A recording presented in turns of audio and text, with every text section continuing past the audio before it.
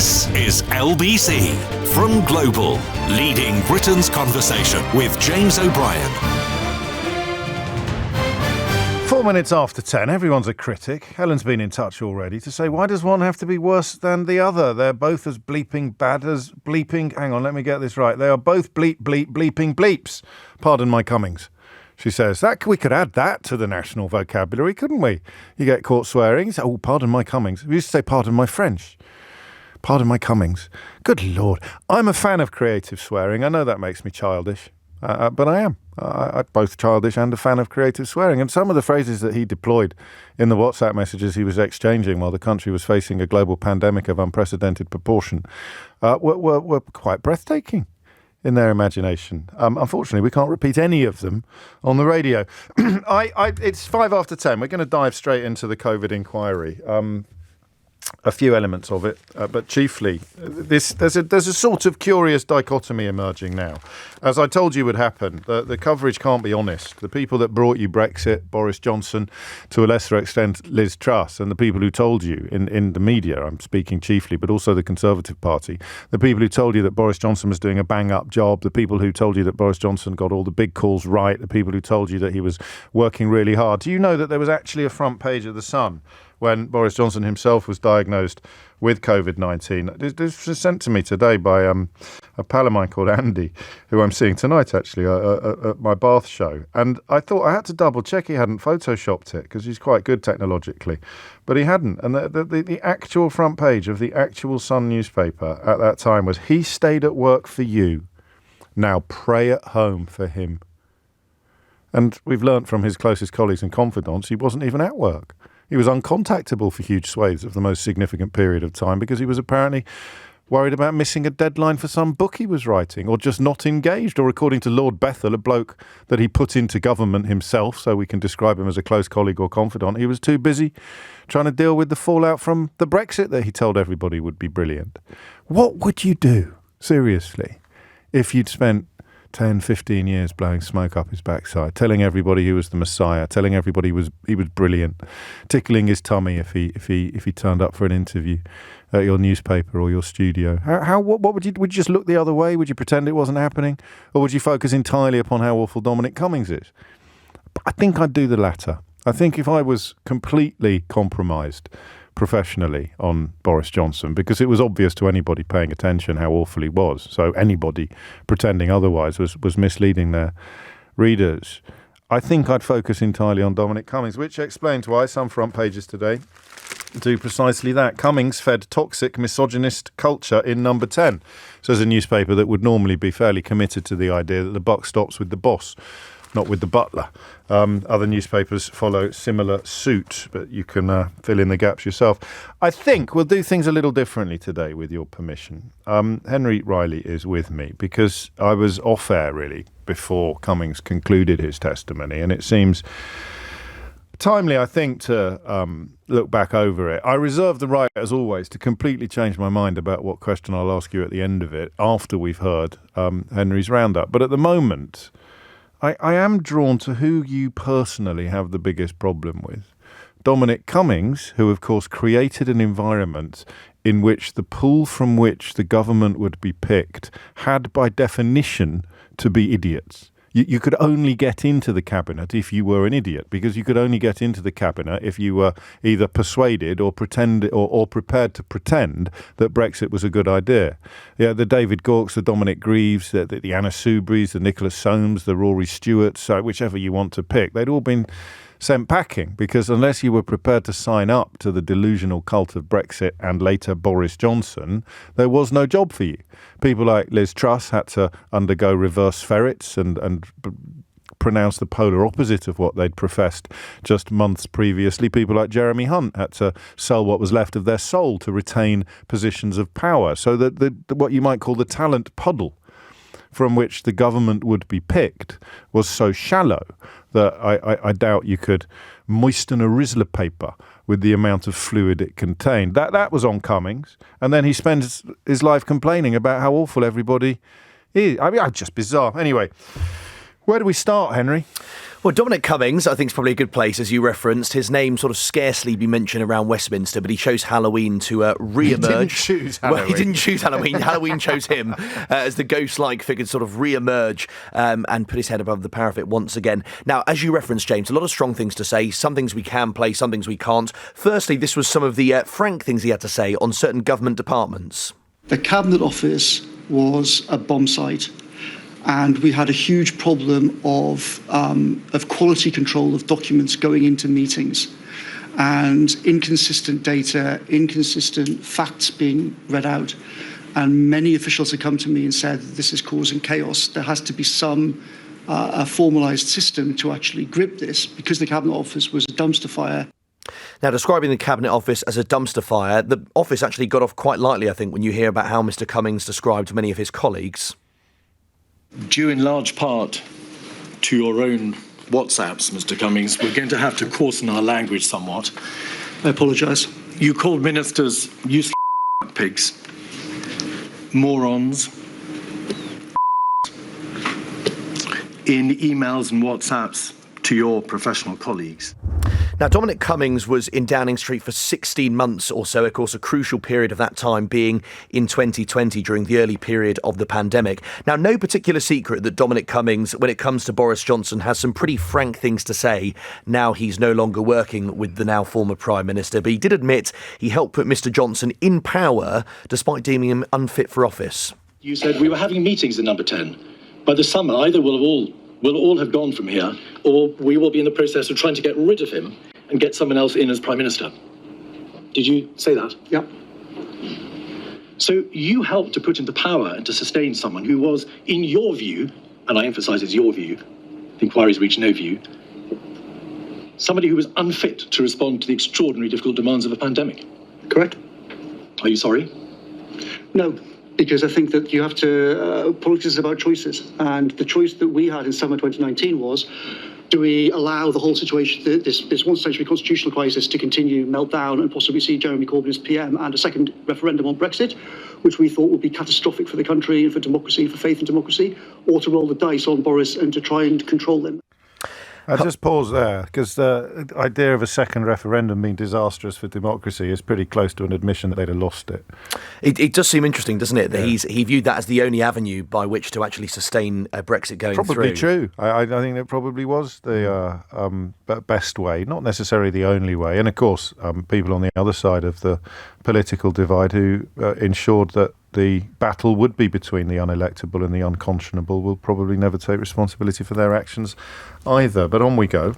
Well, if you thought Dominic Cummings' comments on Boris Johnson were a little harsh, they seemed actually quite nice compared with his view on Matt Hancock. I also must stress, I think leaving Hancock in post is a big mistake. He's a proven liar who nobody believes or should believe on anything.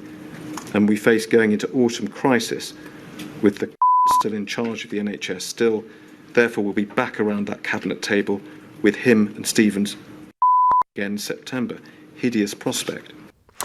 Then, of course, Dominic Cummings was challenged on the famous, or infamous, I should say, Barnard Castle incident, where Dominic Cummings claimed he went on a short trip, 30 miles, to test his eyesight. Interestingly, he had apologised for how he and other officials in Downing Street had handled proceedings, but when it came to Barnard Castle, he claims still that he did nothing wrong. Do you accept that apparent breach of the rules caused enormous offence and pain to the people in this country whose loved ones were dying?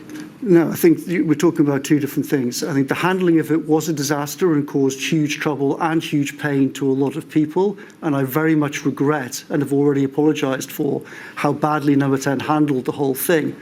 But in terms of my actual actions in going north and then coming back down, I acted entirely reasonably and legally and did not break any rules. James, currently Helen MacNamara is in front of the committee. She used to be the Deputy Cabinet Secretary. She was actually brought up yesterday by Dominic Cummings, again in far from glowing terms. If I have to come back to Helen's bullshit with PET, was that propriety and ethics? Yes. Part of the Cabinet Office, or Number 10? Designed to waste huge amounts of my time so I can't spend it on other stuff, I'll personally handcuff her and escort her from the building. Had you got form, Mr. Cummings for arranging for people to be escorted from number 10 before?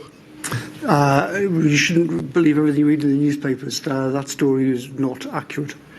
I don't care how it's done, but that woman must be out of our hair. We cannot keep dealing with this horrific meltdown of the British state while dodging stilettos from that. And WhatsApps of Mr. Cummings, essentially with regards to Helen MacNamara, were then continually read out with the council. Just sailing quite close to the wind on the bleeps here, Henry. I thought they were. Okay. Can you make it out? No. No, good, thank you. Absolutely not. Hugo Keith, the counsel to the inquiry, then alleged that Mr. Cummings may be somewhat of a misogynist. You, Mr. Cummings, were the person who denigrated women. You denigrated Helen MacNamara. And you sent that misogynistic message about her. Did you not? No, that's not correct. I was not misogynistic. I was much ruder about men than I was about Helen. I agree that my language is deplorable, but as you can see for yourself, I deployed the same or worse language about the Prime Minister, Secretary of State and other people. It's such a glorious defence, isn't it? I'm not misogynistic because I was even more vile and foul-mouthed about men. Also, I think, the producer took an executive decision to dump that. So if there was a little glitch in the last clip of Dominic Cummings, it's because Henry Riley's technique with the bleep is in need of a little bit of work. Are you still using razor blades? I thought I'd cut it quite finely, actually, maybe too finely in hindsight. Is that the lot? Well, that's it. I mean, Helen MacNamara she presumably will respond to some of those accusations that Dominic Cummings levied at her yesterday. She's in front of the inquiry today. And then at some point as well, Stuart Glassborough, who was another figure in Downing Street, the Deputy Principal Private Secretary. And at what point do the key players, the politicians, appear? Do we know? So it looks like December. So that is the date we've been given. Happy Christmas. It looks like Rishi Sunak, from what I hear, will be the 11th of December. Boris Johnson later that month, and also very likely that the former Health Secretary, Matt Hancock, will be appearing before Baroness Hallett and the inquiry that month as well. Remember the 11th of December. I mean, on we go. It's curious and ridiculous and terrible in equal measure. Forgive me for not knowing this. I think I know the answer to this question, but the WhatsApps of Johnson and Sunak are still missing in action, are they? Yes, some of them are, because there was the issue with the phone of Rishi Sunak. But when you say some of them, the ones that we've got are the ones that are on other people's phones as replies or interactions, the ones that are on their own phones. So some of Boris Johnson's WhatsApps have been handed over to the inquiry on his old phone. Right. On his new phone.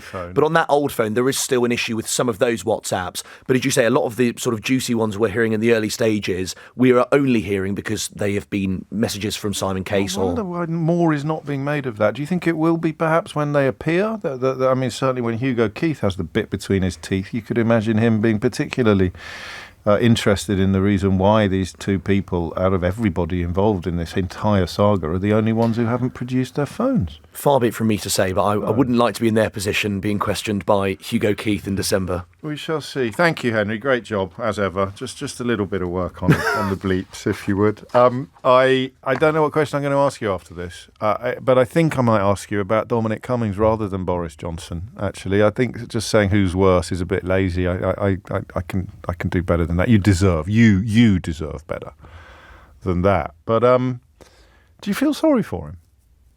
0345 6060 973. James O'Brien on LBC. James O'Brien on LBC. It is 21 minutes after 10, and I mean, there's so much stuff that we will almost certainly miss some of it. There were concerns, according to Dominic Cummings, about the prospect of Boris Johnson funneling money to Evgeny Lebedev via George Osborne.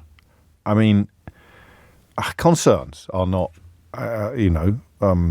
concrete facts, but the amount of money that was funneled towards billionaire newspaper owners was considerable, and these meetings with Evgeny Lebedev were mysterious, and George Osborne was editor of the Evening Standard, and we learnt last week about the pressure being put upon the government to lift lockdowns by newspapers because newspaper owners were worried about the effect that the lockdowns were having on their sales. Why did you cut out the bit in Dominic Cummings' testimony where he explained the security threats at his house before driving north? Because we're covering his testimony on the questions of how the government handled the pandemic so badly, and a little bit on him saying he didn't break any rules on Barnard Castle seemed fitting, but the rest of it's completely irrelevant to the conversation that we're having on this programme. So it's Idiot's Corner for you this morning. And it might be Idiot's Corner for me. All right? That would be a first. I don't feel sorry for him. Right? And I don't think I certainly don't admire him.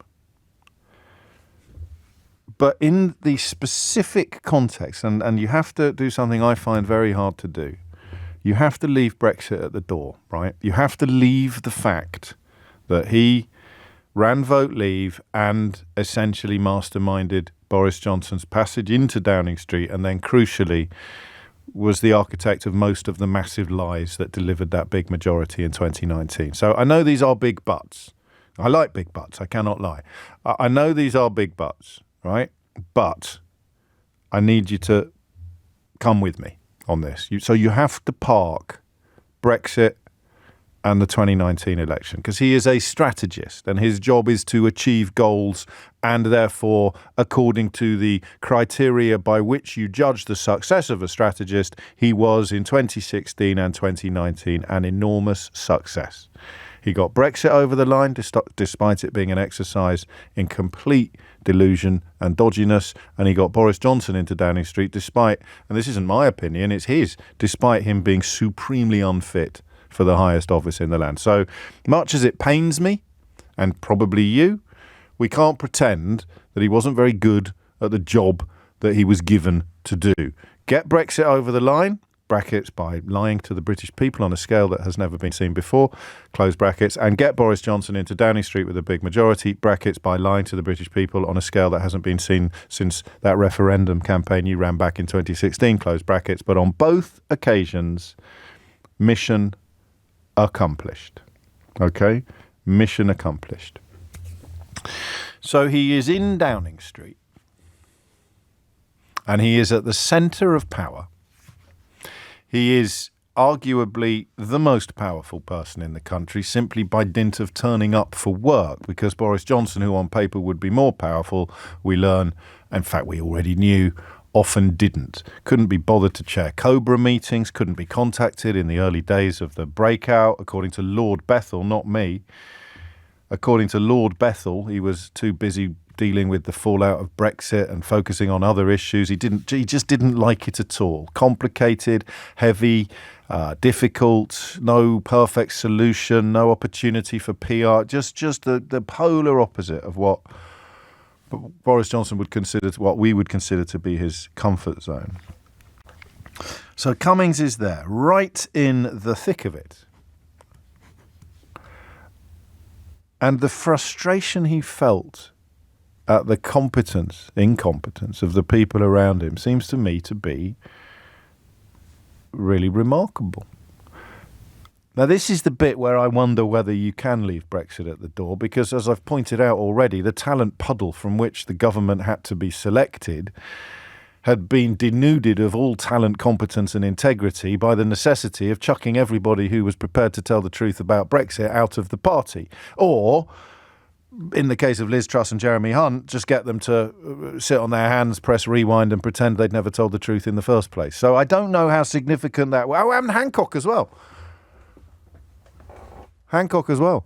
Crikey, you always forget about him being a Remainer. So that's the tricky bit. That's the bit that's hardest to leave at the door. But I don't think I'm saying that Cummings is excellent at being totally amoral, Ron, but I fully accept the possibility that I might be. But it doesn't change the fact that he's excellent at it. And it is largely immoral behaviour, but we're talking about politics. So what's the question I'm trying to ask you, do you think? Is it do you feel sorry for him? Are you warming? I wonder if I need your help to remind myself why we shouldn't allow any sort of reputational rehabilitation of Dominic Cummings. Shall I get the phone lines open? 0345 6060 973. Specifically in the context of COVID response, COVID leadership, is Dominic Cummings emerging with rather more credit than anybody else? There it is. Because that doesn't mean I have to praise him. I'm just saying he's not as bad as everybody else, and everybody else is blooming awful. So is Dominic Cummings actually improving his reputation as this inquiry continues, or not?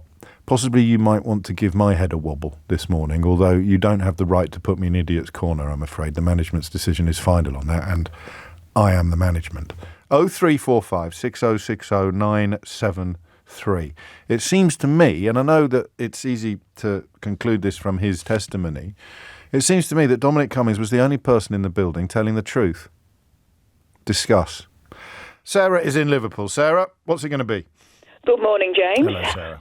Well, I have to admit, I am no fan of Dominic Cummings for all the reasons you said before. These are typical strategist, destructionist, and over a certain thing which we shall not mention. No, not especially if Henry's in charge of the bleeps. We have to yes, keep a very close eye he is a born liar. Who, Cummings? Well, not over that other thing which we are not allowed, which we will not mention. No, you can't do that. You have to mention Johnson if that's who you're talking Johnson, about. yeah. Yeah, no, he's not a liar in the way that Johnson is a liar. Yeah, but he's an arch manipulator, which is what you expect from a political strategist anyway. Yeah, but do you know what? The thing is, he believed in the goal. He believed, right, that the end justified the means. So he saw getting out of Europe and you know, rebuilding whatever we were left with as such an important priority, such a glorious Camelot to head towards, that he managed, I think, to turn off any moral concerns, or because he thought that the end justified the means, and not for selfish reasons. And he might be bonkers, but he honestly thought he could rebuild Jerusalem, and to do that, first it had to be razed to the ground. It did, and the thing is, after that damage, it would take decades. But getting back to COVID, yes. Let's be perfectly honest. Although I am slightly warming to him. Yeah. I will admit, just on the COVID testimony alone of what actually went on in number 10. And let's be perfectly honest, he suddenly realised that Boris was the monster to his Dr. Frankenstein. And he's gone, oh dear, what have I done? Yeah. I mean, this is, putting it in the... No, I like it. Context. He is basically... So he would have thought, it doesn't matter that Johnson's an absolute liability, because...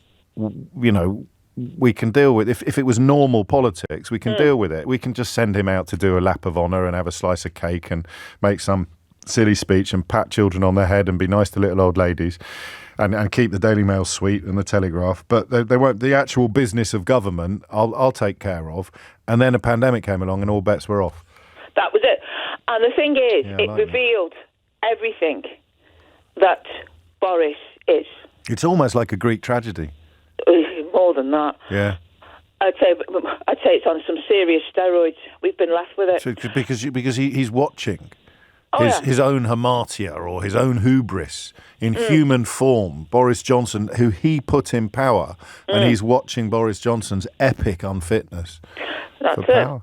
And he turned around and he's saying, oh yes, everything's going to be all right. And anyone who'd been watching what was going on in China even before Christmas would have gone, the bits before Christmas. Yeah, no, you're I remember seeing all the stuff because I used to before I got ill, I was a medical researcher, so I've had quite a few friends who were in the business, and also even though I'm ill, I still keep up with what was going on, and I thought, we're up for trouble in a minute, if we don't get our act together on this.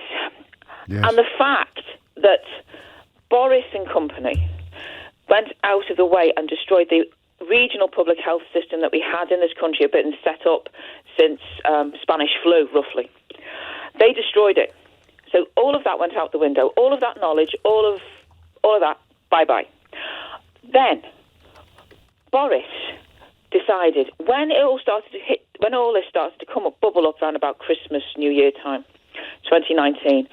Anybody else, any decent Prime Minister with a moral compass would have gone, hey up, we're going to have a problem on our hands. And sure enough, what did Boris do? Nothing. Absolutely nothing. It's quite remarkable. Good. Another party. Oh, yes, well, I'm going off on holiday. I'm doing this. You're running me right through the news. So you are, if your needle was nudged, it is being nudged towards Dominic Cummings? A little bit. Much to your own surprise? Much to my own surprise. Yeah, I am nudged towards. But the thing is, what Dominic Cummings should have realised is that Boris has not got 1 ounce of humanity. Yeah, but he did realise that. That's the bit that we can dig into a little further after the news. He did know that. That's the mad bit. That's the Greek tragedy bit. That's the thing where he thought, well, look, I know it's terrible, but I think we can get away. I think I'm so special. I can steer this wonky shopping trolley in a way that nobody else would be able to do. And do you know, one of the many ridiculous people to pop up during these terrible, terrible years of British history, Gitto Harry, who was a sort of advisor or something like that, he even gave an interview yesterday saying it's not Boris's fault, it's the fault of the people around him for not managing him better, which makes him sound like an incontinent toddler. It's 10:33. Thomas Watts is here with your headlines. James O'Brien on LBC. James O'Brien on LBC. 10:37 is the time. Forgive the self-reference, but I wonder whether 2023 me needs a talking to from 2021 me, because I wrote this in 2021 about Dominic Cummings, expressing his dismay at Boris Johnson and revealing, and on this occasion revealing that he asked Cummings if he thought it would be okay if he spent a lot of time writing my Shakespeare book. So this is the exchange that Cummings reported in November 2 years ago. Dom, I want to run something by you. Do you think it's okay if I spend a lot of time writing my Shakespeare book? What do you mean? This chuffing divorce, it's very expensive, and this job, it's like getting up every morning pulling a 747 down the runway. I love writing, I love it, I want to write my Shakespeare book. And Cummings said, I think people expect you to be doing the Prime Minister's job. I wouldn't want to talk to people about this. I wouldn't talk to people about this if I were you. So that's within a month of the election. Cummings reveals he was bored with being Prime Minister. And of course, this was at the point where, as Sarah just reminded us, we were getting an indication from elsewhere in the world of what COVID-19 was likely to look like when it arrived here. So I'm sitting here listening to, watching, digesting his testimony yesterday and thinking he was the only one in the building who seemed to fully appreciate A, the urgency of the situation, and B, the awfulness of the regime in place to deal with it. And yet 2 years ago, I was absolutely clear that he was an arsonist clutching his pearls at the destructive power of the fire that he had started, adding it's as bizarre as it is pathetic. Which one was right? 2023 me or 2021 me? Or both? Neither? Neither would be good. 10:39 is the time. Couple of phone lines free if you're quick. 0345 6060973 is the number that you need. I'm getting quite a lot of this. Frustratingly, says Matt, I also warned to him yesterday as well, until the part when he said he didn't regret it, and then I remembered that he single-handedly ruined my life. I just think that bleeps with terrible language, because it reminds me of all my friends who I can't afford to see anymore thanks to him. Oh, Matt, I'm sorry, man. And this from my mate Scott, who may not thank me for reading it out. He says, I just can't help but like him, but don't tell anyone I said that. Jazz is in Uxbridge. Jazz, what would you like to say? Hey, man. How's it going? I'm good. What's on your mind?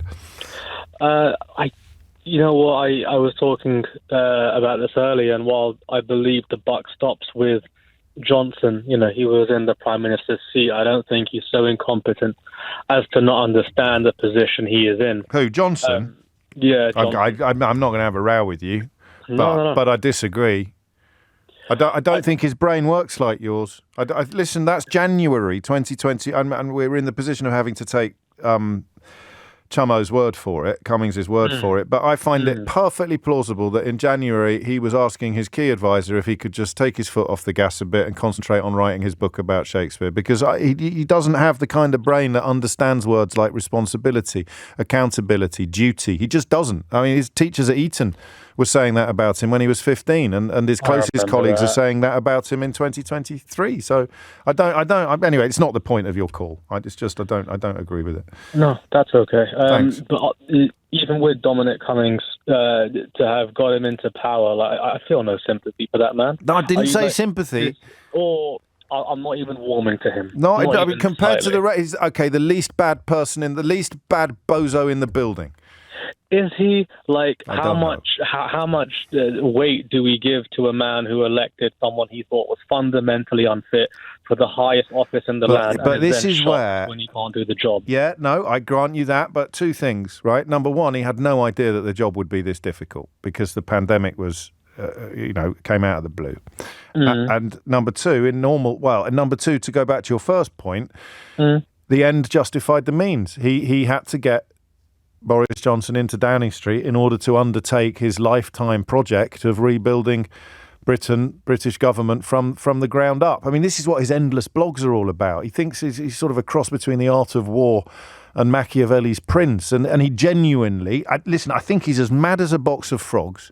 Definitely. But he genuinely believed that he had to there's a figure of speech to describe this. He had to raise everything to the ground in order to rebuild it. And that's why he did the things that he did. That doesn't make me admire him or sympathise with him, but it makes me understand him, and it makes him different from the people who acted entirely out of self-interest, self-advancement, or sociopathic contempt, the people who lied because it got them out of trouble. He did all of the things that he did because he thought that the end justified the means. And all we've got left is a space that's been raised to the ground. Yes. And he wasn't equipped to deal with COVID either. And he wasn't. No, he would say, yeah. I can't quite believe I've cast myself in the role of Dominic Cummings' PR today. But if the cap fits, he would say that if he'd had a couple of years to get the ship in order, and then the pandemic had hit, we'd have been fine. That sounds like something anyone would say, right? Yeah, I could have handled it. I'll take that one back. I'll take that one back. That was beneath I think me. I listened to this podcast, Classical Stuff You Should Know, and one of the things they spoke about is what happens when you raise people without a moral education, and essentially you're left with clever devils. People who can work unto their own end, but really don't have any impetus to serve those around them. I want a higher standard of politician. I want a higher standard of politic in general. I'm tired of it. I've had 13 years of this Conservative government, going to be 30. I've had them since I was 16. I've watched this country fall apart under them. It's difficult for me to afford any warmth or sympathy to a government or successive governments that have destroyed our NHS, our country, our economy, our education system.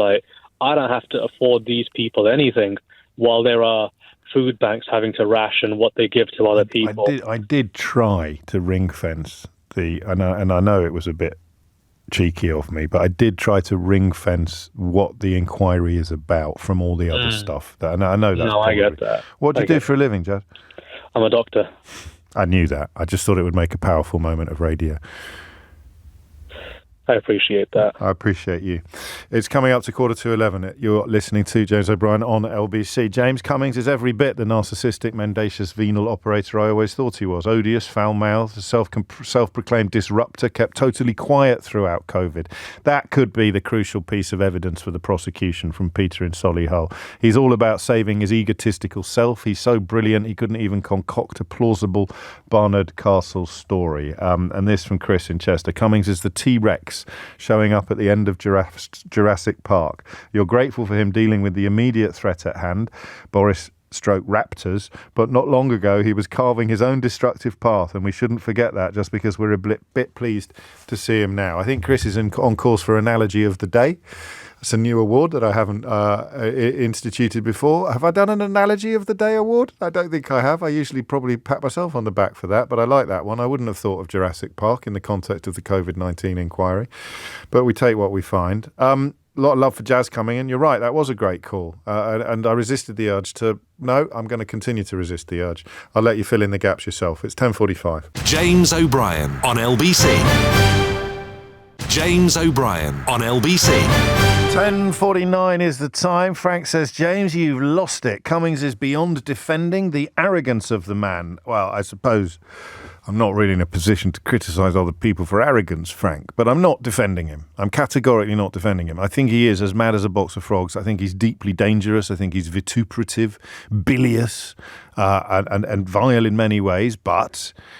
if you judge him by results, he secured two of the biggest results, politically speaking, of the last 50 years. He got Boris Johnson into Downing Street with an enormous majority, not single-handedly, but he was a crucial part of that process, and he got Brexit over the line in 2016, despite it being the single stupidest thing that any country has ever voted to do to itself. I mean, just full stop. So you judge entirely by results and goals. You can't argue with that. And then you get to the Downing Street that he was in de facto charge of when the pandemic came calling, and you see from the notes at the time, remember, that he was absolutely beside himself with terror, fury, anger at how awful everybody else was. So all I'm saying was he was right about how awful everybody else was. It's quite bizarre to read the senior advisor, the chief advisor to the Prime Minister, describing the Prime Minister in terms that I was deploying at the time as a gob on a stick on the radio who's always thought, well, apart from a very brief burp in 2008, who's always been clear about how utterly, utterly awful Boris Johnson was and would always be. It's as if my monologues and Dominic Cummings' WhatsApps had children together. So to see all of this coming out of Downing Street is genuinely staggering, and he was right. Then I don't know what the word I want is. Do I say you've got to give him credit for that? What's the word I want? That's a great way to do phone-ins. What's the word I'm looking for? You've got to give Dominic Cummings bleep for the fact that he was right about what everybody else was doing, I think. Helen MacNamara, who he was incredibly rude about, has just said that Boris Johnson was sitting there saying that everything was great and laughing at the Italians. I don't know, and we're going to carry on with this in the next hour, so if you're waiting to talk to me, don't worry about me going off on one. But I don't know whether we'll ever be able to do the phone-in on people who, gave their life savings to Boris Johnson. Because either there's none left, apart from the people editing the Daily Mail and the Daily Telegraph, who obviously, particularly at the Daily Mail, because they've hired him as a columnist now, they can't begin to even repent of their awful, awful mistake. Or you'd just never admit it, or you still aren't repenting. So if I said, how do you account for the fact that you fell for this man? You used to do loads of phone-ins on that, but I don't know now. I think the stakes are too high. We'll see. We may try. Bob's in Brighton. Bob, what would you like to say? Morning, James. Hello, Bob. I've got 4 points basically that I'll try and get. Did you write them down? I did. Fantastic. Carry on. I'll be as quick as possible. One. Stop clock is right twice a day. Yes. That's about Cummings. Yeah, exactly. So Brexit comes. Sorry, didn't mean to use that rude word. Coronavirus comes along. Cummings sees himself as a trend spotter, a strategist. He can synthesize information as he sees it coming in. He can come up with, act as a conduit to people in power. He can plan a response. He can sort of plan things ahead of time. This is how he sees himself. This is how he sees himself. It's how he sees himself. Yeah, fair play. How he made his name on Brexit. Yeah. And in some ways, if you look at what was coming out of China, and he must have had access to more information than we had in his privileged position in government at the end of December, he could see what was coming. So in that way, he's almost the right person at the right time. He would think so. And we might even agree a bit if he had the right tools to deploy in pursuit of his next goal. Exactly. Now, the thing that's making me quite upset at the moment is, and Cummings has used this tactic as well, we need to think about the context before Johnson of pandemics. So the Conservative governments have identified for several years that a pandemic was a massive risk to this country, one of the biggest risks we faced. Cameron took it so seriously that he was talking to other world leaders about it.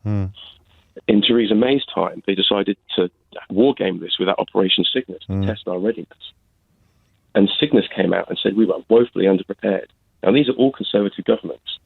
Johnson comes in, and not only does he not act on the findings of Cygnus, but he actually scrapped the Threats, Hazards, Resilience and Contingency Committee that was a national security committee 6 months before coronavirus hit.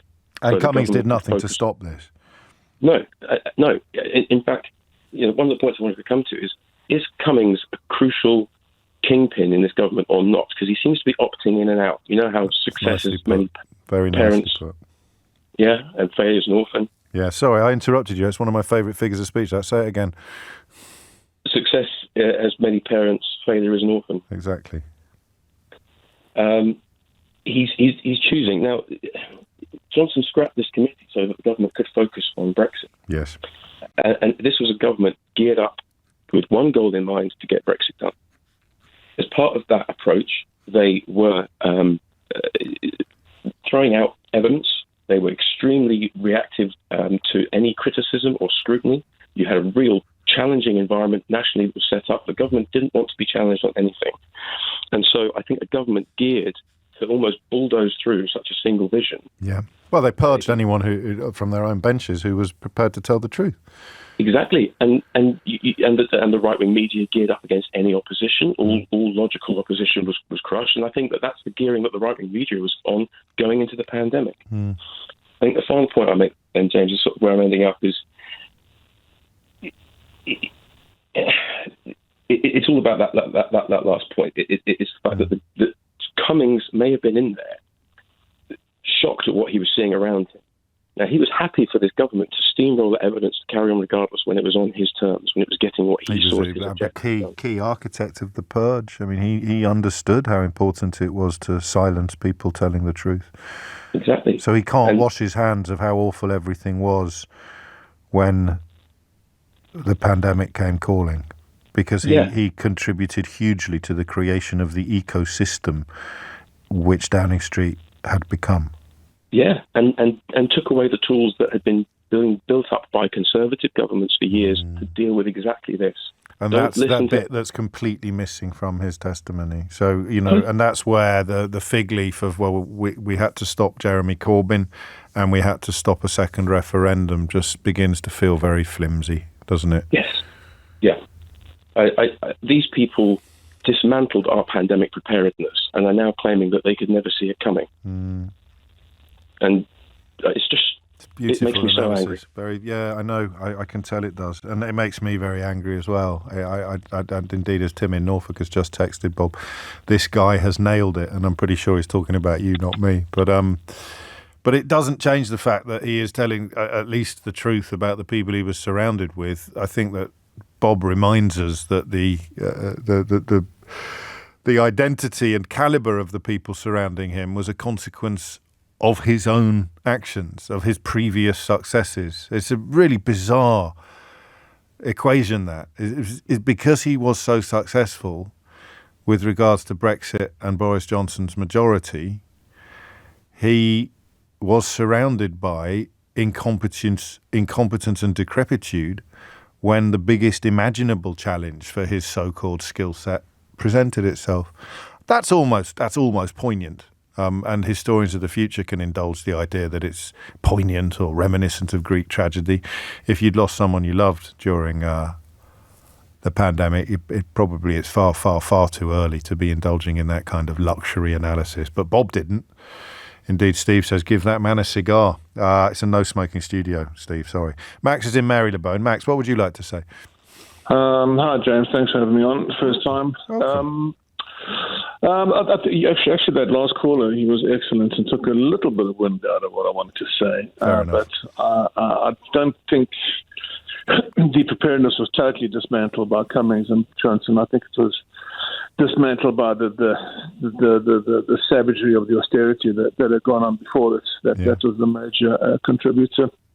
Regarding Cummings, I think you and I are in a similar boat. It's difficult to find a good word for him, but I guess we both sort of get him a bit more, yes. rather than didn't get him at all before. Yes, that's exactly it, actually. That's exactly it. And, in terms of what I saw yesterday, I didn't see the whole testimony, and obviously, I didn't see the whole Barnard Castle thing, but what I was seeing was a man who was absolutely fearless in answering any question that was put his way. He stood up to everything that was thrown at him, and in a strange sort of ironic, perverse kind of way, he has set the sort of moral sort of tone for whoever's going to go on after him. That's really interesting. And I hope that, I'm dying to see whether Sunak or Johnson or Hancock will be anywhere near. That's really interesting. Here are all my WhatsApps. Here are all my communications. Ask me anything you want. You're right. That's set a precedent, hasn't it?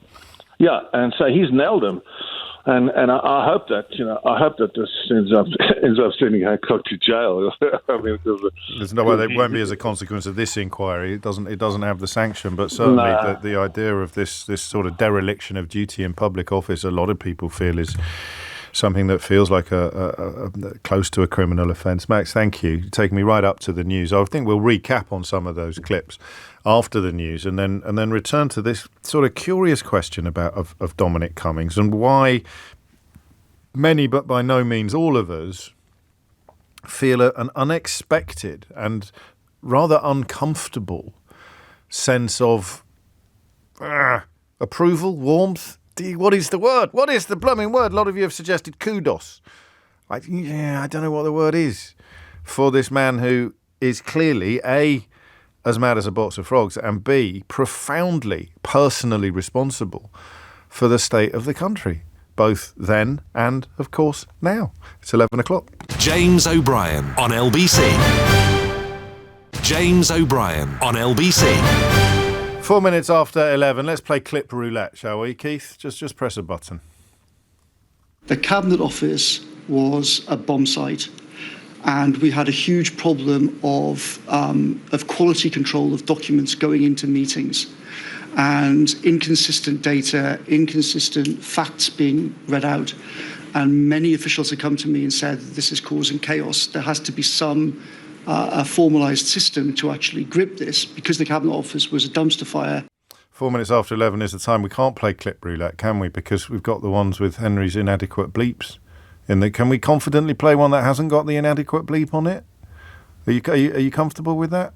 It's all right. This is on you.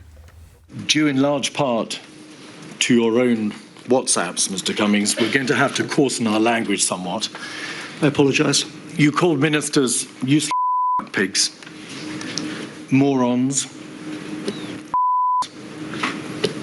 in emails and WhatsApps to your professional colleagues.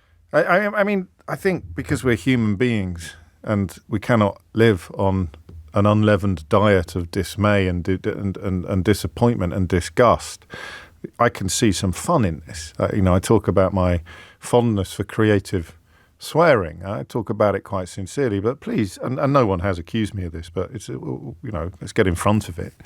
And make no mistake about the seriousness of what we're discussing. I think that's why I find myself, I'm going to say unexpectedly drawn to Dominic Cummings, because out of all of them, even now, he seems to be, this is it, we got there in the end, it's only taken an hour and 5 minutes, he's the only one who seems to appreciate the seriousness of what they were facing. Now, I may add people to that list.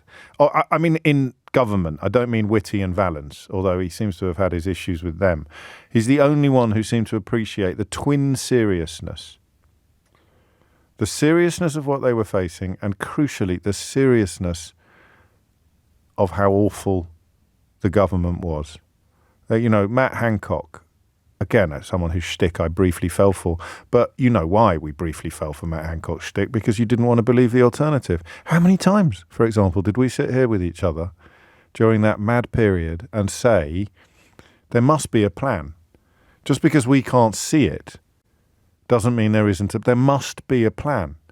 There's no way that these people are sitting in Downing Street making it up as they go along. It's incomprehensible. But there wasn't a plan. The incomprehensible was happening for a bunch of reasons that we talk about a lot on this program, because that is what happens when you are propelled to power by lies, and when you are surrounded necessarily by incompetence. You don't have a plan. Matt Hancock, a ridiculous figure in every imaginable way when you think about it. It's incredible, isn't it? It's almost like falling out of love with someone and you can't quite believe you ever fancied them in the first place. I don't mean that I had particularly warm feelings towards Matt Hancock, but you just gave him so many benefits of the doubt because you had no choice. The alternative was to believe that the Secretary of State for Health was a human being of such epic idiocy that thousands of people were going to die unnecessarily. And I don't know what it is psychologically that makes you resist that. You can't. I wasn't ready to believe it. If I didn't do this for a living, I wonder whether I would have done, because you might have done. But I couldn't come on the radio in the morning and say to you, lots of people are going to die. because Matt Hancock is a clown. I couldn't do it. I always remember years and years and years ago, when I was a little less careful in my words than I am now, getting we were talking about probably NHS-related issues, and I just got a message off a lady of a certain age who was due to go in for an operation. I think we were talking about sepsis. Was it sepsis, the thing that people would go into hospital and end up more sick than they were than when they went in? Well, but anyway, she was more scared of going in for her operation than she was of what would happen to her if she didn't go in for her operation. And I remember thinking, that's a tightrope, man. How do we walk that tightrope together? How do we tell the truth about what's happening without frightening, and I'm going to use a slightly lazy figure of speech because it's a powerful one, without frightening little old ladies? And I don't know. So I don't think I could have sat here then at the very beginning and said thousands of people are going to die because Boris Johnson, man, because Boris Johnson is a reprobate and Matt Hancock is a clown. And yet Dominic Cummings was in the middle of Downing Street saying that. And we got there. I think we concluded eventually, didn't we? I've got weird memories of that period, especially the bit when I was in the shed at the bottom of my garden talking to you every day. That was weird. But we got to the point where we knew there had been no plan, didn't we? It was Heathrow was always a particularly pertinent piece of the jigsaw for me. I remember when Sadiq Khan was possibly in the studio, so that might help pinpoint the timing, probably before the first lockdown. And we'd spent a couple of days taking calls, hadn't we, from travellers, from people who were making their way into the country. And we couldn't believe what we were hearing, because you already had images. New Zealand had already pulled up the drawbridge. Japan had already pulled up the drawbridge. And we were hearing from people. It wasn't just that people were coming in willy-nilly. It was that they weren't really being tested or checked or in any way processed at all. In fact, didn't the first outbreak happen in York from a family that had just arrived from China, I think? And you'd have thought at that point, all right, any more planes from China? But they did nothing, and so you did arrive fairly quickly at the conclusion that there was no plan at all. And there was no, I mean, that was probably one of the biggest things that emerged yesterday. There was no particular urgency beyond Cummings and his coterie to come up with a plan. So Lee Cain, the other bloke who gave evidence yesterday, he's director of communications. So his job is to communicate to the public what the government is doing. But he revealed yesterday, and we might try and dig that clip out for you as well, he revealed yesterday that he had to kind of come up with the actual answers himself, the policy, as it were, because otherwise he'd have to say to journalists who were asking questions what my old geography teacher at school used to say when we asked him things that were beyond his rather limited knowledge of geography. He'd say, don't know, don't need to know, nobody knows. He was a PE teacher who'd retrained as a geography teacher so he could get more money, and he'd only really studied up to the base level of what he needed to do to be a geography. Lovely bloke. I don't want to malign him in any way, but not a great geography teacher. And that's where Lee Cain would have been. So he went further. He came up with his own answers to some of the questions they were being asked. I don't know how long we'll carry on with this. There's 2 phone lines free now. If you're quick, you can grab one. If this was a sort of restoration comedy, we'd call it The Curious Rehabilitation of Dominic Cummings. Are you, like me, feeling surprisingly warm towards him because at least he appreciated and tried to communicate how awful everything was? Or do you think I've completely taken leave of my senses? This is in the new book, by the way, which is published tomorrow. I'm limiting my plugs this week. I'm doing less this week than I've done in the previous 8 weeks. I don't know why. But the Dominic Cummings chapter contains this line. I can't remember the line exactly, where halfway through it, I say, I can't quite believe this, but I'm feeling warmer towards him than anyone else in the book for 2 reasons. Number one, he's not in it for himself. He's not looking for a knighthood. He's not looking for a seat in the House of Lords like all these other jokers, all these other clowns. He's not looking for a berth on I'm a celebrity, get me out of here, like Matt flipping Hancock. He's not even looking for a book deal. He's not in it for power, for power's sake. He has the maddest line I discovered about Dominic Cummings when I was researching the book, and he gets a whole chapter, as indeed does Boris Johnson, as does obviously Liz Truss, as does you can see it for yourself tomorrow. The craziest line. Have I told you this already? Then he helped run a referendum campaign in the northeast years before Brexit. It was about devolution. It was John Prescott's plan to have regional parliaments, and Cummings signed up with the opposition. And a lot of the tactics that they deployed, you can see as being the gestation of the tactics he deployed for Brexit. Instead of a big bus with a lie on it, they had a big inflatable white elephant that they used to float around whenever the people they were campaigning against were giving TV interviews. There'd be a hilarious inflatable white elephant in the background because they were trying to portray the idea that a regional parliament would be a white elephant. And they also told lies about the NHS. They say, why would we spend money on a regional parliament when we could be spending it on the NHS, which was just, factually untrue. You can't spend money that was earmarked for a regional parliament on the NHS. It simply doesn't work like that. It's a bit like trying to claim that foreign aid should be spent on the homeless, or people used to tell lies about contraceptive programs in Ethiopia and pretend that somehow meant that the government didn't care about police in Luton or whatever it was. It's wonderful, wonderful tabloid cobblers, but it's cobblers. And he succeeded on these campaigns. This campaign succeeded. And then I read this line. And it said he went back to his father's farm. He went back to his father's farm in County Durham, where they built a bunker in which he spent the next 18 months reading books and trying to understand the world. Now, I don't know how well you know me. But if you know me well, after all the time we've spent together, you probably won't be surprised to learn that kind of appealed to something. That idea, I don't have that level of attention or that thirst really for not. But he built a bunker on his father's farm and spent the next 18 months in it reading books and trying to understand the world. So yes, A, mad as a box of frogs. But B, look at all the rest of them. What did Jacob Rees-Mogg want out of this? A knighthood and some dubious celebrity. And of course, the attempt to be incredibly rude to sensible, happy people who've made him feel inadequate for his entire overprivileged life. What did Nadine Dorries want out of this? A seat in the House of Lords and the opportunity to upset sensible, happy people who'd made her feel inadequate for her entire life. Who else is in the mix? What did David Frost want out of it? Well, a career, frankly, never mind a seat in the House of Lords, and an opportunity to pretend that he wasn't a complete flump.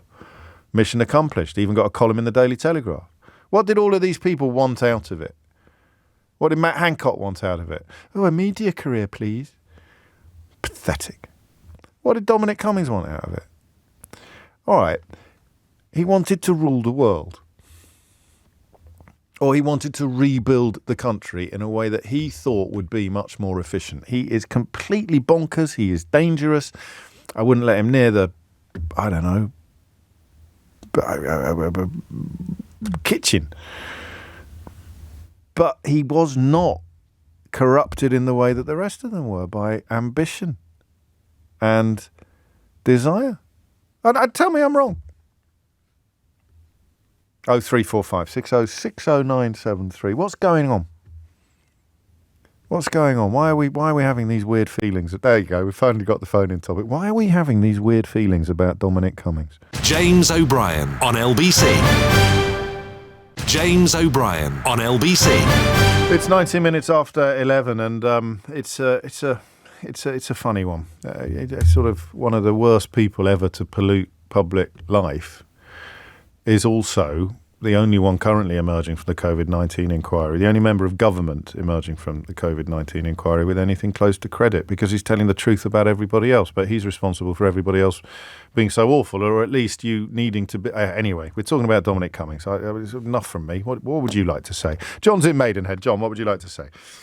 Hi, James. Hello, hi. John. We spoke a couple of years ago in the summer when I was hoping there was a conspiracy, and you were trying to convince me there's probably just more cock up. Yes. I think what we're seeing now is that it's probably a hell of a lot more cock up than any of us ever feared. Apology accepted, John. Apology accepted. So So I think there's a slightly different angle to this, and I say this because I'm a neurodivergent individual. I've got autism, probably ADHD, right. and that means I've got a really overdeveloped sense of moral justice. Yes, okay. And that causes me challenges in my own work because of the private sector, because of trying to make profit, and I get that. You need to make profit to exist, but also if you make profit the focus, then you end up excluding all of the good things. Now, I suspect that Dominic Cummings is in my camp and hasn't quite got the same mould developed that I have. Okay. That's fine. But ultimately what I think that means is that when I look back and from what I know about what's going on, from what I've heard of the inquiry so far, and from things that have come out, Substacks or whatever that he's put out, I haven't seen too many things where he's been wrong about them. He's actually been wrong about the suggestion or the conclusion or what needs fixing. And the kind of further evidence for him having some moral justice to somewhere. I'm not sure I agree with his direction, but he insisted as part of his coming into the team, the creation of the science and tech department, and that kind of there was a whole piece about how much. I think he ended up getting a couple of billion long-term commitment for that because his belief is that that's where the future is at, and I think he's probably right again. Yes. So he's not there anymore. And he ended up leaving, I believe, because his public credibility was undermined by Barnard Castle, not because he failed anything he was involved in. Yeah, I mean, that's not true. Find me something he was wrong about. I don't like it, but he was right about almost everything I can think of. And because he was obviously wrong about whether or not Boris Johnson was a suitable candidate for Prime Minister. It doesn't matter. I agree. He's obviously. Well, I don't think he ever thought he was a suitable candidate. I think he was wrong about thinking thinking he'd be able to control Boris Johnson. I'm not sure he was. I think he probably exercised more. I think he probably exercised more influence over Boris Johnson than he should have been able to in that role. For 4 or 5 months, and then he lost a power battle with Boris Johnson's then fiancée.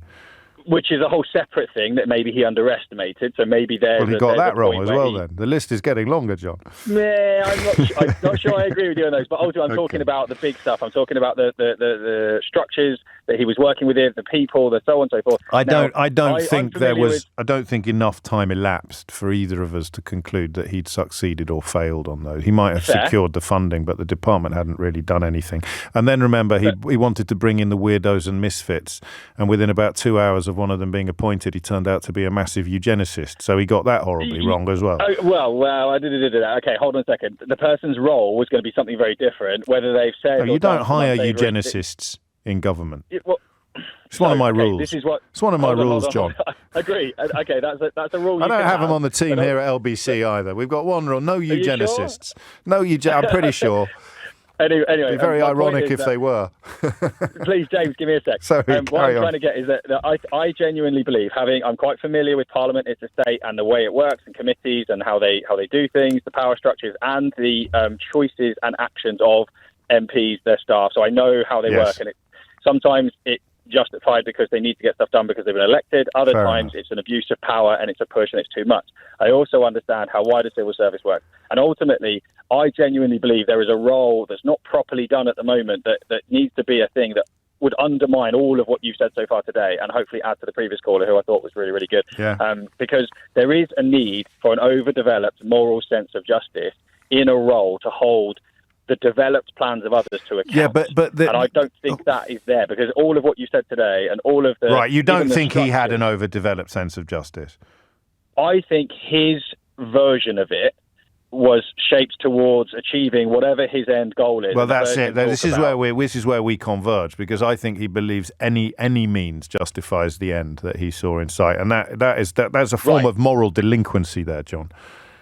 Well, so that probably means that his doesn't go along a moral justice line. His goes along an achieving and success and delivery line. So he thinks he's amazing and he thinks he's delivered because, unfortunately, he has delivered. Yes. He set out to win an unwinnable referendum. He won it. He set out to put an improper person in place. He did it. So, unfortunately, he has been successful at things that are horrible. What I'm saying is I think we have similar brains. I understand. And I considered applying to his team and I didn't because of exactly the fact that I think mine is still ultimately moral and I struggle with all those kind of, one life for a million type stuff. Yes, but when you try and go to actually making and influencing large scale government policy and making things happen, there's a horrible game you have to play because of the ridiculous structures that they maintain. Even yes, and he wanted. This is where his desire to dismantle in the hope of rebuilding something better is relatively. It's right. It's what we need. Well, I don't know that, but I can see why you agree.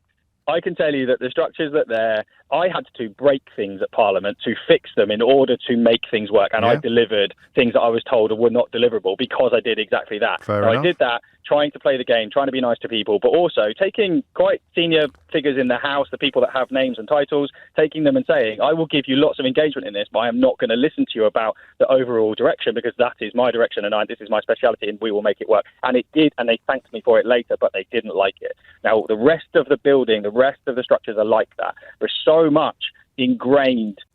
I mean, the fact they don't even want to leave a building that is unsafe because they know that if they leave, they'll never go back. They're right. But they probably shouldn't be there because that probably isn't the way we're hopping, we're changing lane a bit now. But you're talking, I think, is the word sclerotic? I keep meaning to look that up to be completely clear about. I hope that's not like a venereal disease or something like that. And I've just missed. Possibly, I don't know enough about the definition. But of it you mean that right. it's like swimming in treacle to get anything done? I think. Yes, don't you? Yes. And the nature of the estate is important. It should be respected. Does need space and time. MPs that are elected from the back end of nowhere should still be able to make change. That's what they're there for. I get it. But the way that they do it is so concentrated and there is also an argument that I suspect you won't have much sympathy for, that parts of that has to be the case because you need the checks and balances in play. Cummings kind of wanted the best of both worlds. You need regulation, you need scrutiny, you need standards. And by wanting to dismantle what you would see as treacleish and sclerotic, he kind of ended up getting into bed with a bloke who wanted to be able to ride roughshod over all the standards and all the moral codes or the behavioural codes that you hold dear, John, but which he was quite happy to torch in pursuit of an ambition that you might have shared, but there's no way that you would have considered parliamentary standards or the ministerial code to be acceptable collateral damage for the pursuit of that overall ambition. And that perhaps is where your moral, well, not perhaps, if I've understood you correctly, that's where your moral code would diverge from his. Cajun's in Wimbledon. Cajun, what would you like to say? I feel sorry for you, James. I think you've been drinking at the Ministry of Mind-Altering Befuddlement. What have I said today that's wrong? Oh, nothing. But this whole thing about should we have some bit of compassion for? No, definitely haven't used the word compassion. No, you haven't. But sort of, if we should sort of, is he the best? Should we acknowledge that he alone, from members of the government, is telling the truth about what the government did? Yeah, but he was part of what the government did. Well, obviously. So how can But so are all the people who aren't telling the truth. Yes, obviously. Which makes him better than them. In the game. Because they're still in the game, see, because they're still hoping to stay in power in some way, shape or form, whereas he knows he's out of it. Well, Boris Johnson isn't. Well, I wouldn't put it past Boris to try and make a comeback. But because I wouldn't put it past Dominic Cummings to try and make a comeback. That's a silly contribution. Boris Johnson's way out of the game, and he's still completely denying the reality that Dominic Cummings describes. Yes, but at the same time... So none of this is really holding water, or indeed Kool-Aid. No. But we are living in strange times. I mean, I think, the only two people who I would like to actually hear from are Whitty and Valence. I think the rest of them, I mean, is there any point in listening to what they have to say? Well, I think that's probably where we diverge, because I am interested in what Cummings has to say, and I am now interested in what the key decision makers, because you're describing the advisors and the reasons why they didn't take the advice of the advisors. I think I saw some dreadful character claiming that Johnson and Sunak were the only ones who had their heads screwed on, and they got distracted by all the doom mongers who wanted to have lockdowns and actually respond to the pandemic. So no, I'm not with you on that. I do want to hear what they all have to say. I don't hold out much hope that it will be as unvarnished as what Dominic Cummings has had to say. But of course, one man's unvarnished is another man's self-serving.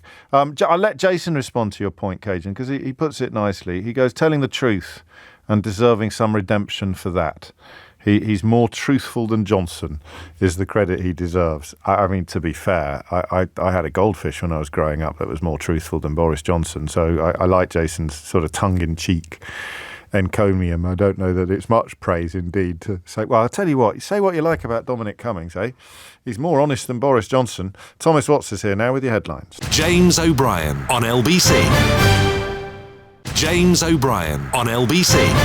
It is 25 to 12. Ian, no. Would that work? Would that work if I just answer questions that come in by text without reading the question out? Would that make you feel special if you'd sent one? So Ian has asked me a question and the answer to that question, Ian, is no. That doesn't work, does it? No. Ian asks, is PMQs coming up? To which the answer is no. There's no PM. Why is there no PMQs, Henry Riley? Are we in recess? I think we're in recess. What's this one for? The King's Speech coming up, is it? When's that? I believe so. In November. You've caught me off guard here. It's later. I think it's in 2 weeks. Okay. Why do they get today off then? Anyway, so I've answered that question. And here is just some evidence of how much I love my job. It's a brilliant show this morning. It has to be one of the best. That's very kind of you. Unsigned text. And Tony writes, James, you're going to lose me. I usually agree with a lot of what you say, but today, no, you can't warm to Dominic Cummings. He's a liar, a born liar. He's no better than the rest of them. He's a self-serving, arrogant, and thinks he's the only one with a brain. I wonder whether, Tony, that is my thesis as well. He is the only one with a brain. Although Helen MacNamara, should we remind ourselves of what Dominic Cummings had to say about Helen MacNamara before finding out what Helen MacNamara has been saying to the COVID inquiry today? She was in Downing Street for just under 2 years, I think, in a relatively senior position. If I have to come back to Helen's with PET, was that propriety and ethics? Yes. Part of the Cabinet Office, or number 10. Designed to waste huge amounts of my time so I can't spend it on other stuff, I'll personally handcuff her and escort her from the building. Had you got form, Mr. Cummings, for arranging for people to be escorted from number 10 before? You shouldn't believe everything you read in the newspapers. That story is not accurate. I don't care how it's done, but that woman must be out of our hair. We cannot keep dealing with this horrific meltdown of the British state while dodging stilettos from that. Much better editing on that occasion. I don't think there's any need for us to dump that like there was last time we played that clip. Remind us what her role was, Henry. So she was the Deputy Cabinet Secretary in Downing Street. So big job. Very big job. I mean, the propriety and ethics bit there is her reminding him what he was and was not allowed to do. Exactly. Yeah, so he has very little time for that. She was very much an enforcer of the rules, which I think obviously Dominic Cummings wanted to throw the rule book out per se. But I mean, very different role to Dominic Cummings. He was obviously a political advisor. She's very much a civil servant. So she's been questioned by Andrew O'Connor. He's another one, member of counsel to the inquiry, much like Hugo Keith, who we heard about yesterday, another KC. We've learnt a number of things, James. Firstly, and this is an ongoing issue, actually, we spoke about earlier with regards to mobile phones, Rishi Sunak and Boris Johnson. With Helen MacNamara's phone, when she left the job at Downing Street, she handed it back to the Cabinet Office, and now they cannot trace the messages any longer. I feel like I've had to be my own forensic archaeologist of my time because of the difficulties with accessing documents, accessing the right information, and because unfortunately the Cabinet Office deleted my work mobile phone, so I've not had access to those records either. And we'll come to one or two parts of your evidence where you say you're sure that there were relevant WhatsApp messages and so on that you sent, but you no longer have them because you returned your phone to the Cabinet Office when you left, and they have been unable to provide it back to you. And I think they've told you that is it the phone itself that's been destroyed, or has the material been deleted? I'm not entirely sure. So who answers for that?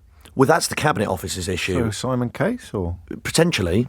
What an absolute mess. It does beg the question as to why those messages were deleted. She actually doesn't know whether the phone was destroyed. Yeah, that's what I mean. It could have just been sold or recycled, or you can send them off for charity sometimes. When I left the Daily Express many years ago, I had to hand my phone back, and I realised shortly afterwards that it had Eminem's mobile number on it.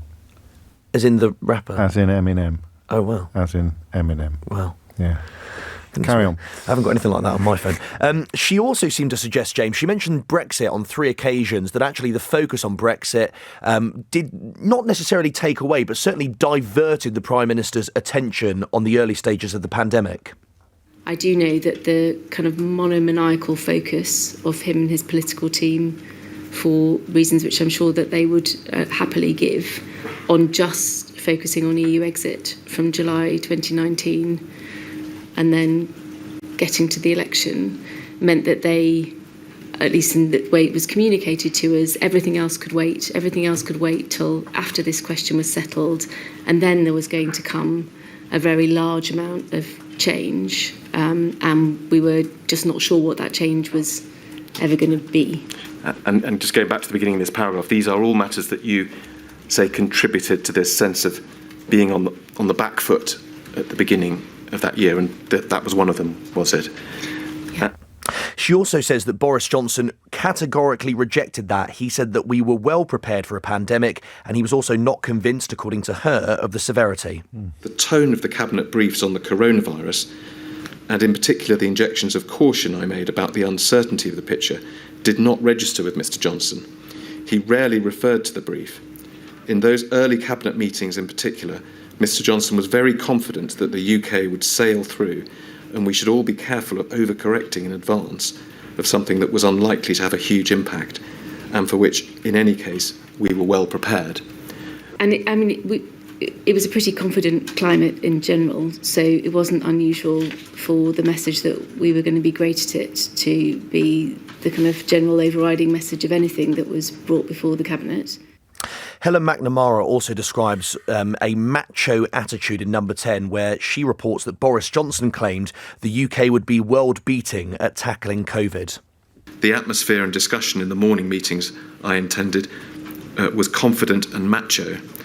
This in itself was not a new thing, but it seemed even more so than usual. We were going to be world-beating at conquering COVID-19 as well as everything else. Yeah. What do you mean by that?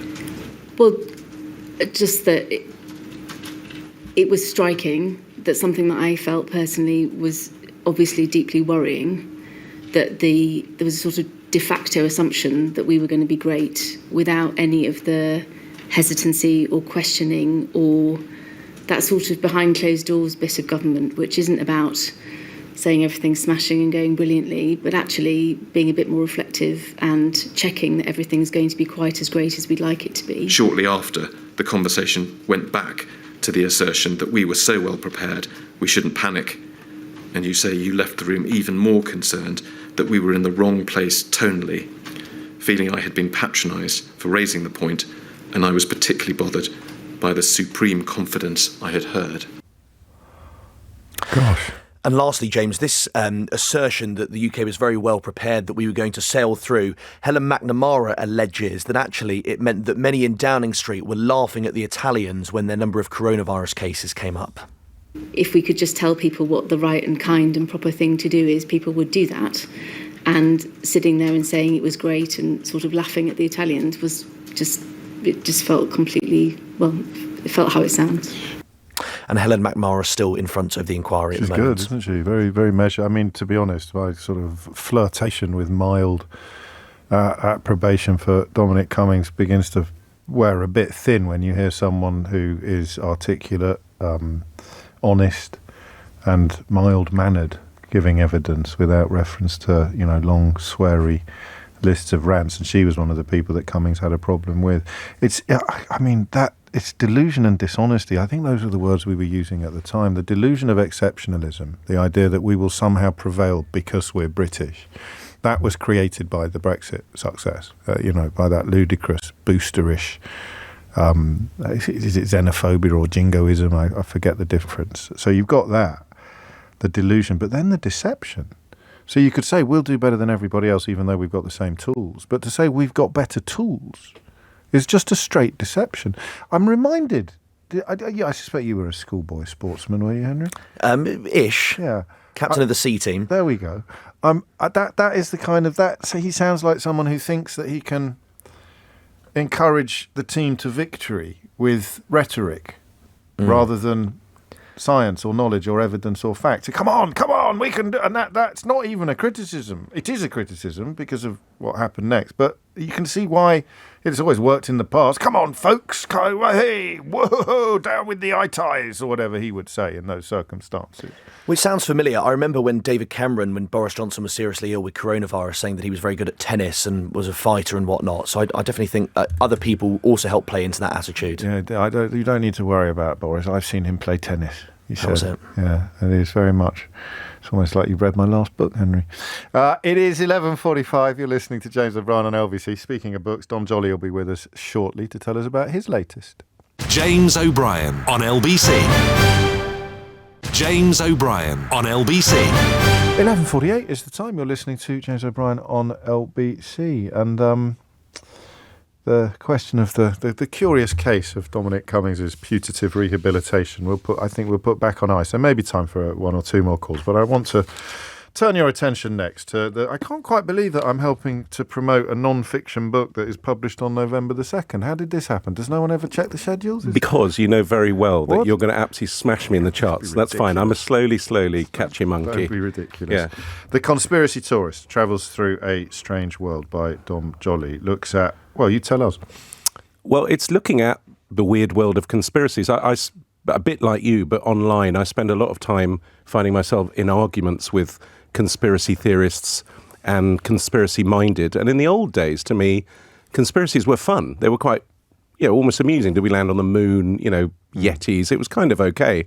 And then suddenly it seemed, whether Yetis are conspiracy is another discussion. But then it seemed to me there was a shift in the world, and it became suddenly part of the body politic. It became quite scary. Trump, to me, the absolute changing moment was Kellyanne Conway saying alternative facts. Once alternative facts were out, then there's no truth, we're post-truth. And I'd fight these people, anti-vaxxers and flat earthers and all sorts. And there was no point. And actually, the more I spoke to people, the more you realise that if you take on conspiracists, they actually retreat into their bunker. They're a bit like cult members. So I thought, and actually part of me thought, do you really believe this stuff? Or is it just, is it part of our polarised algorithms? And, so anyway, I just thought it would be a great way, because I've written a lot of travel books. I love going travelling and I need a reason.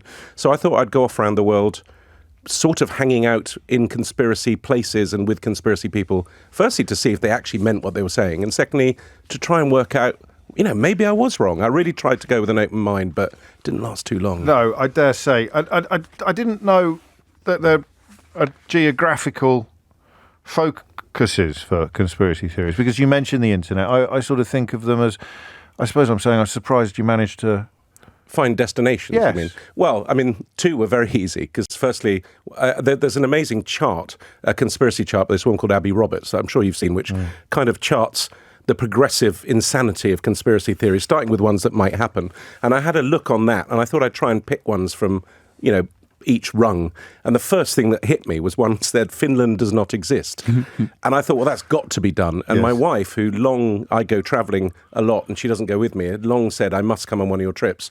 So I thought, this is the one. Finland. So I took my poor long-suffering wife to Finland for 5 days to try and prove it exists. Now, the conspiracy is actually, it was a sort of joke on Reddit that kind of went viral. And then, like all these things, about 10% of people actually took it for real. And if you believe the conspiracy, it's that just at the end of the First World War, Russia and Japan conspired to pretend that Finland didn't exist, or they said Finland didn't exist, because actually what's there is sea, where they can have the fishing rights, and then the fish taken from Finland would be taken to Japan on the Trans-Siberian Express under the guise, which was very good for me, of Nokia products. It was fantastic. So this is a perfect opening chapter in a way, because the natural response to that is for me to say to you, I have been to Helsinki. Or have you? And what would the people say in response to that? Well, that was the whole point, really. I actually thought, because one of the big problems with conspiracy theories that you would know way more than me is the impossibility of arguing, proving a negative, arguing with conspiracy theorists. And I thought, actually, how do I? And I've now been to Helsinki, or have I? Because if you believe the very weird Finland deniers, they are actors, and I was actually landed in somewhere in Russia or Sweden, I asked the person when I landed, and I gave him my passport, where am I? And he said, Helsinki, Finland. Now, if I was a conspiracy theorist, I'd say, yeah, but you're in on it, aren't you? And then he'd point me maybe to my phone and say, well, why don't you look on the maps? I go, yeah, but who's set up the maps? Controlling the satellites? It's always Bill Gates. Yes, of course. He does get a lot of credit. Bill Gates gets a lot of... everything, really. All roads lead to Bill Gates. I'm sure Bill Gates is not by any means a perfect person, but of all the billionaires to pick on, it seems to me Bill Gates is slightly more decent than a lot of them. I don't think that's a coincidence. You don't think so? No. Now I'm going to sound like a conspiracy Well, you know what's going to happen, isn't it? It's going to be like you Gates shills after this. Well, George Soros and Bill Gates. And George Soros. If someone could tell me where to send an invoice... Well, same here. I must be owed thousands. But they both are committed to using their fortunes to help lots of other people. I agree. So if you were a shady billionaire committed to not using your fortunes to help other people, then you would probably welcome the demonisation of Bill Gates and George Soros. So that's the closest I get to That's a double conspiracy off, isn't it? Yeah. Yes. One of the other great things I find about conspiracies is that if you are, if it is this new secret world order and Illuminati and stuff, they seem incredibly keen to tell us about it. As an example, one of the things you really, if you look up conspiracies, Denver International Airport comes up a lot, and that's for many reasons. Denver International Airport is the largest land area of airport in America, despite it only being Colorado. And there's rumours that there's miles of tunnels underneath it. Again, conspiracy theorists obsessed with tunnels. If they find out about the London Underground, we're in trouble. And they think that's where the Illuminati are going to go when the rapture comes. Right. But, so you think you'd keep that quiet, but no, apparently if you look at Denver International Airport from the air, they've shaped the runways in the shape of a swastika. So you know that this is the target. Similarly, when that big ship got stuck in the Suez Canal, it was owned by a company called Evergreen, which turned out to be Hillary Clinton's code name. So, and apparently that was Hillary Clinton transporting children somewhere, and obviously she'd put her name along the side of the boat. In the end, actually, it was one of the things it was taking was a large plastic T-Rex. This bit's true to a playground. So the whole thing's very odd. Well, so you meet the people as well. You meet. I met some very strange people. I mean, the strangest one actually, well, the weirdest was actually in England. I found out about a hotel in Tintagel in Cornwall, owned by John Mappin, who you might be aware of. From the Mappin and Webb jewellery family. That's right. And he famously flew the QAnon flag on top of his castle, which is called Camelot Castle, which is a hotel. And I think he was giving discounts to anti-vaxxers. So anyway, I thought, a weekend break here. So I went and stayed there. And it's very difficult to explain the madness of that weekend because there's a sort of captive artist kept in the basement, and the whole hotel is absolutely plastered in this frankly appalling art. And part of it seems to be quite sort of an attempt to sort of force sell this art. Everywhere it says, please go and see Ted's Lightbox, which I thought might be a euphemism, but it wasn't. It's all very weird. Did you get a warm welcome? I mean, to be fair, I did. I didn't hide. I've tried before to stay in hotels under pseudonyms. I did a tour once and signed in as Napoleon Bonaparte, but then when you lose your key, you have no ID saying you're Napoleon Bonaparte. So I went as me, and I spent a lot of time, maybe too much time, with Ted in his basement looking at his lightbox. But then I did finally get an audience with John Mappin. And you know what? When I met him, he seemed quite a decent, he's sort of someone you and I would probably recognise. And, he's sort of very sure of himself and seemed fairly decent, sat there with his wife, and he started talking to me about stuff. And after a bit, I was sitting next to his dog, and I always trust people with dogs, which is not a great yardstick. And both the dog and I, after about half an hour, looked at each other and said, please, I've just got to get out of here, as it went progressively more bonkers. Are there any uniting characteristics? Is that too glib a question? Do you can you point at a couple of things that they all have in common, all of the people who believe unbelievable things? Well, I think one of the things is they're not, I think one of the cliches is that these people, conspiracists, are stupid. That's, I think, far from the case, actually. I think a lot of people, they overthink, if anything. I think the real weirdness about it is the sort of, I suppose the thing that unites them is that once you believe in one, you tend to sort of Why is that, do you think? I think because, well, firstly, I set up a fake Instagram page as a conspiracist, and oh my God, the algorithm, immediately gets to work. And it goes, oh, you're interested in flat earthers. Because I took a flat earther, there's a flat earth movement. I don't know if you know. A bit about it. There's a round flat earth movement, which is sort of classic flat earth. Yes. But there's a splinter group who are the square flat earth, who are the square flat earth, and they believe in four corners of the flat earth. And those four corners are Hydra in Greece, Papua New Guinea, the Bermuda Triangle randomly in an island called Fogo off Newfoundland. Okay. So I took a flat earther to the island of Fogo to try and find the edge of the earth, and I won't ruin the book for you, but we didn't find it. You did? Oh, well, that's a spoiler. Yeah. How many conspiracies are in there? Because there's more than one in some chapters, or at least they merge and yeah, I mean, I basically did Does Finland Exist? I went on a massive American road trip, which incorporates Roswell, JFK. I chased Alex Jones around from InfoWars around Austin. I went to Denver International Airport. Then I did the John Mappin, which is kind of vaxing and stuff. And then there's the Flat Earther. But as I'm going, when I was in Newfoundland taking the Flat Earther, you suddenly realise that the Titanic sank off Newfoundland, and there's a conspiracy about everything. There's a conspiracy that the Titanic wasn't the actual one that sank, it was an insurance job. There's another one classically that it was, or bankers were doing it to crash the pound, dollar or whatever. I mean, it's incredible how similar these stories are all the way through the... Yes, but you can never quite pin down what the thematic similarity is, can you? It's just a desire to believe, a desperate desire to believe there's something going on below the surface that only you and your fellow, oddly enough, your fellow Illuminati are party to. I think it's a bit more than that. I think as humans, I think we like patterns, we like logic. And one of the real things that I found doing this book was essentially... it's chaos. The world is complex and chaotic. Want to impose order and people on want to impose order. Secondly, if you feel slightly dispossessed, maybe things aren't going well, the idea that you have this secret knowledge that kind of gives you a reason why this hasn't happened is amazing. And also... or if the world hasn't recognised your specialness. Yeah, it does give you that. But also, most importantly, especially with social media, it gives you a tribe.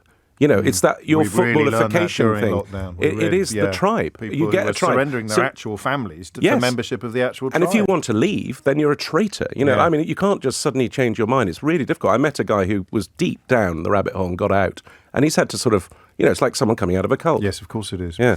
Do you have a favourite? Is there one which you could have, but if you'd been born under a different star, you might have gone for?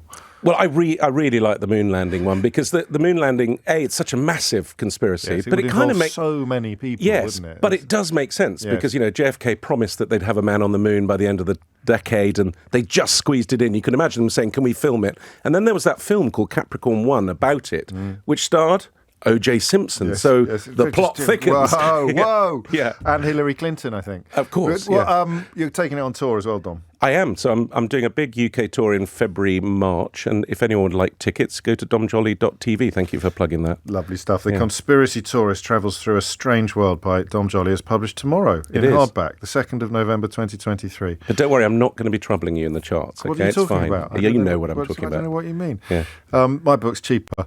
It's 12 noon. James O'Brien on LBC. James O'Brien on LBC.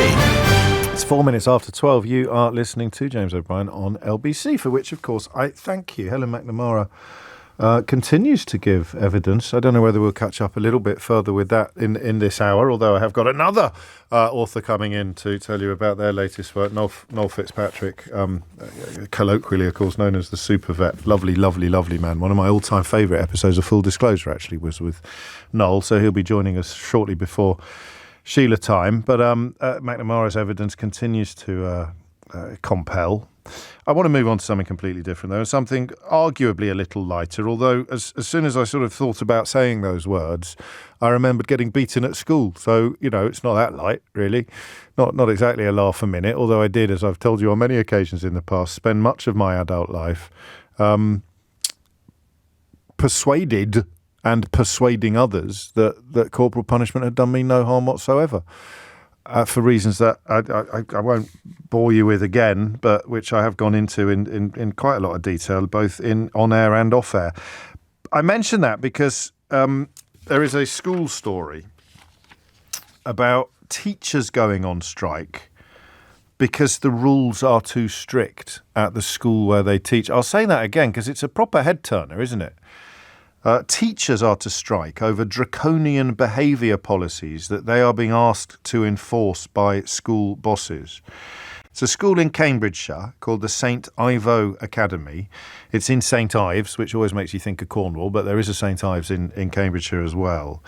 And the teaching union looking after most of these teachers says that they are being asked to enforce questionable rules that undermine their authority in the classroom.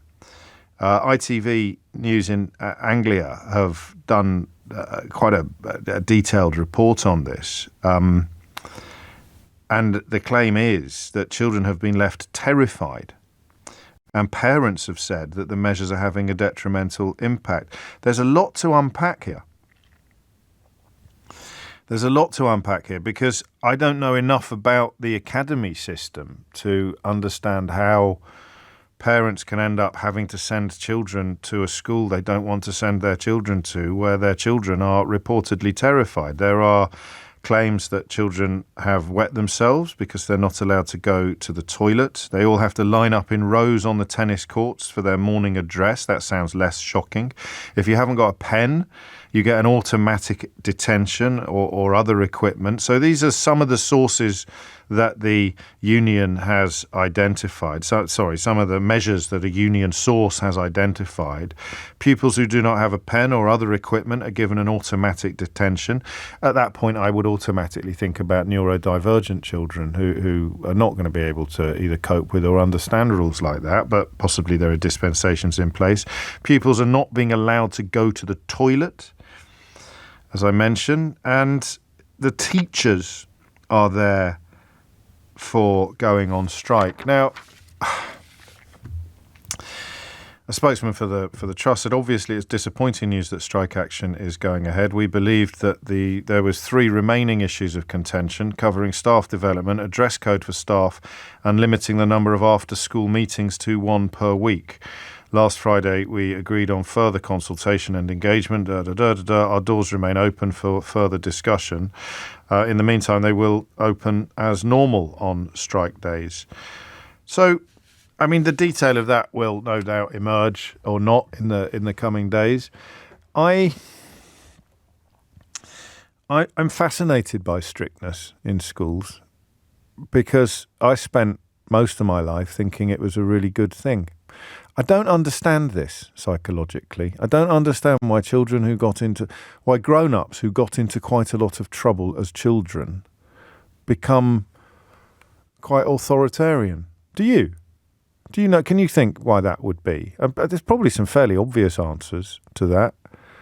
I've got one, which I'll share with you shortly. But why would the children who got into the most trouble as kids, why would the adults who got into the most trouble as children be the ones who end up being most in favour of strict rules and draconian measures? With me, and forgive me if you've heard this one before, but with me, it was the effort I'd put into persuading myself that it hadn't done me any harm. But I'm talking about beatings.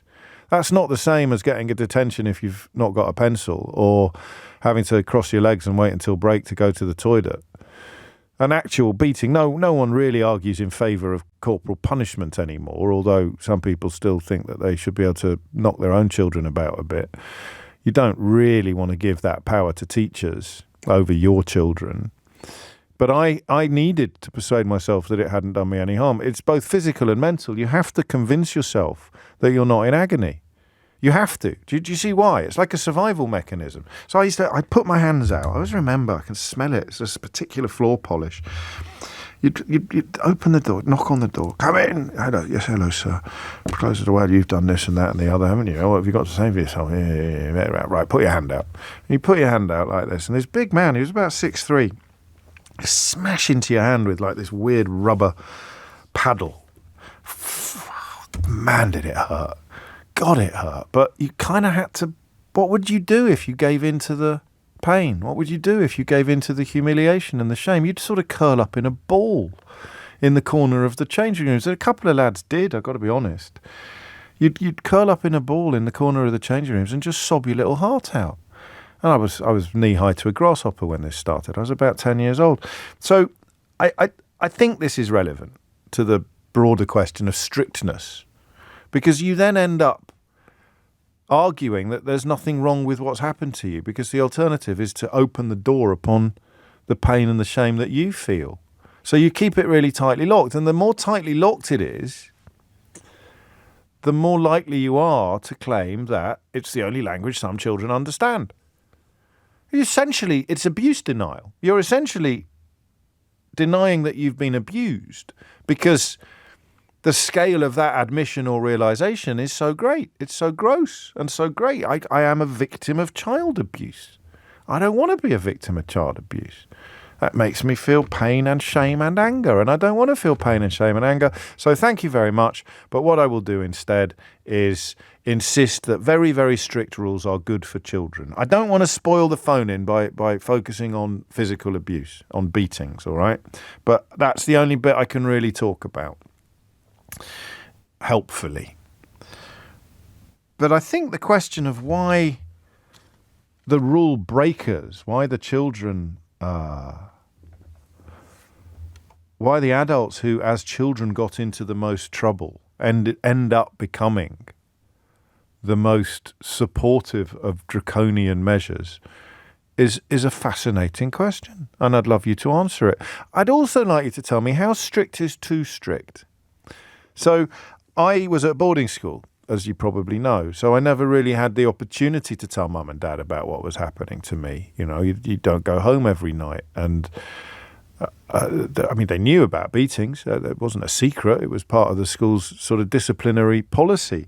But the idea of a parent saying, or a parent, the child tells you, we used to side with the teachers, didn't we?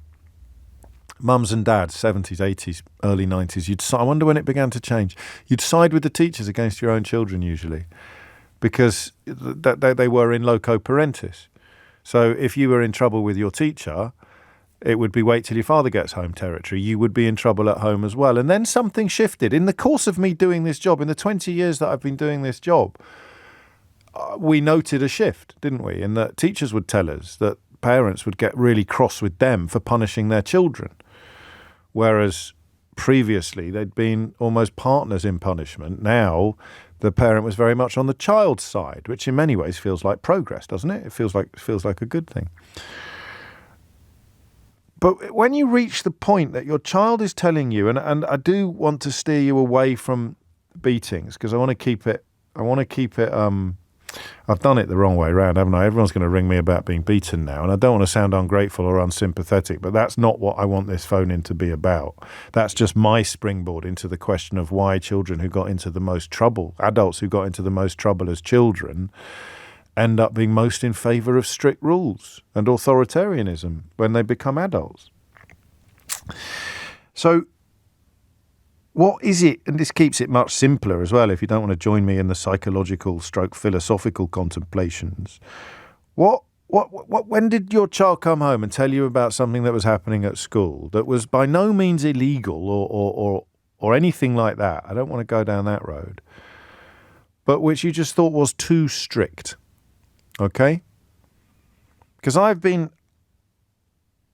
what's the word I'm looking for? I've been out of the game, really. I don't mean I've got daughters, and I've never had any moment where they're good. Can't say they're good kids, because good kids get into trouble too. But I've never really had any engagement with discipline, scholastic discipline. Never had detentions or anything. So what is it? How much is too much? When your children said to you, at my school, they do this, or my teacher does that, and it's policy. It's not like a one-off outlying teacher or a wrong 'un or a rogue. It's school policy, and you have genuinely thought that's not right. What was it? What was the punishment? What was the policy? And what can you do about it? 0345 6060 973 is the number that you need. So I think I've got two questions, possibly three.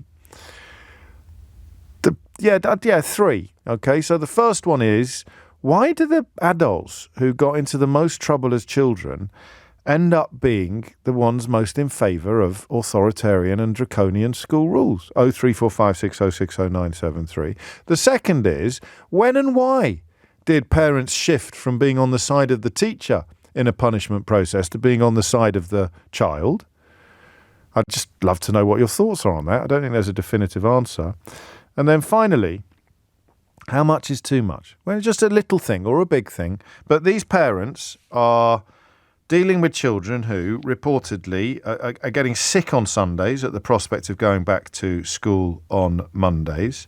They are reportedly wetting themselves, spending entire weekends dreading the return to the classroom. These are claims from teachers who've spoken to ITV, and the parents have described children being terrified.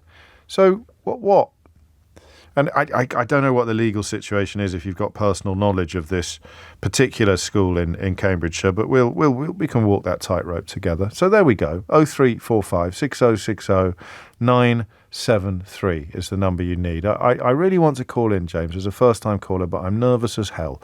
Listen, you know I'm pretty good these days at looking after people who ring in feeling nervous, particularly if it's a story of personal pain. But I can only promise you to do my best, always. 12:17 is the time. James O'Brien on LBC. James O'Brien on LBC. It is 20 minutes after 12. There's just a quick change of direction because of a text that's caught my eye from Matt, who's been in touch. So my granddad, Malcolm Allen Norman, passed away last Friday. He played for Bristol Rovers in the days of them playing the likes of Manchester United, but he also played for Kidderminster Harriers in 1962. So Matt, of course, I'll join you in hoping that he rests in peace. Crikey, goalkeeper. I've just looked up, actually. It would be a bit ridiculous of me to pretend that I knew he was a goalkeeper after he played for Kidderminster Harriers for one season in 1962. But thanks for letting me know. 20 minutes after 12 is the time. Strictness. How much is too much? And what can a parent do about it? Sorry if that makes me sound ignorant as a parent of school-aged children, but it's just not something that's come up. My dad knocked a teacher out once. I may get onto that story a little later, but it obviously didn't occur in normal circumstances. What can you do about it? If your children are at a school and you think that the punishment is really, really unfair, what can you do about it? I presume nothing. Rob's in Cambridge. Rob, what would you like to say? Hello, James. First-time caller, long-time listener. Thank you. Both my children, I've got a daughter now, she's 22, my son is 18. They both went to what we still think and was at the time a progressive academy, right, in Northamptonshire. What we noticed over time, lots of good things about the school, really good things. I don't want to denigrate the school at all, but one of the things little things would sort of wind me and their mum up. It would be things like in the summer, they weren't allowed, it'd be sweltering hot and they weren't allowed to take their jumper off. They were just sort of little things that we just couldn't understand. Yeah. My daughter was quite goody two-shoes. My son, slightly mischievous at times, but nothing, not really a classroom disruptor as such. But he just, we used to get caught. Not so much me, because I was working away a lot at the time. But my kid's mum would, she'd get called up to school, sort of, in the week. Oh, Sonny's been in trouble again, and blah blah. What sort of thing? What would there be? Well, it'd just be not paying attention, But the odd occasion, he probably dozed off. His head's been wobbling in class, And what punishments were doled out? It was isolation. What does isolation mean? Sorry, forgive me. Removed from the classroom and to study on their own. Just go and sit in a room, which is quite brutal, isn't it?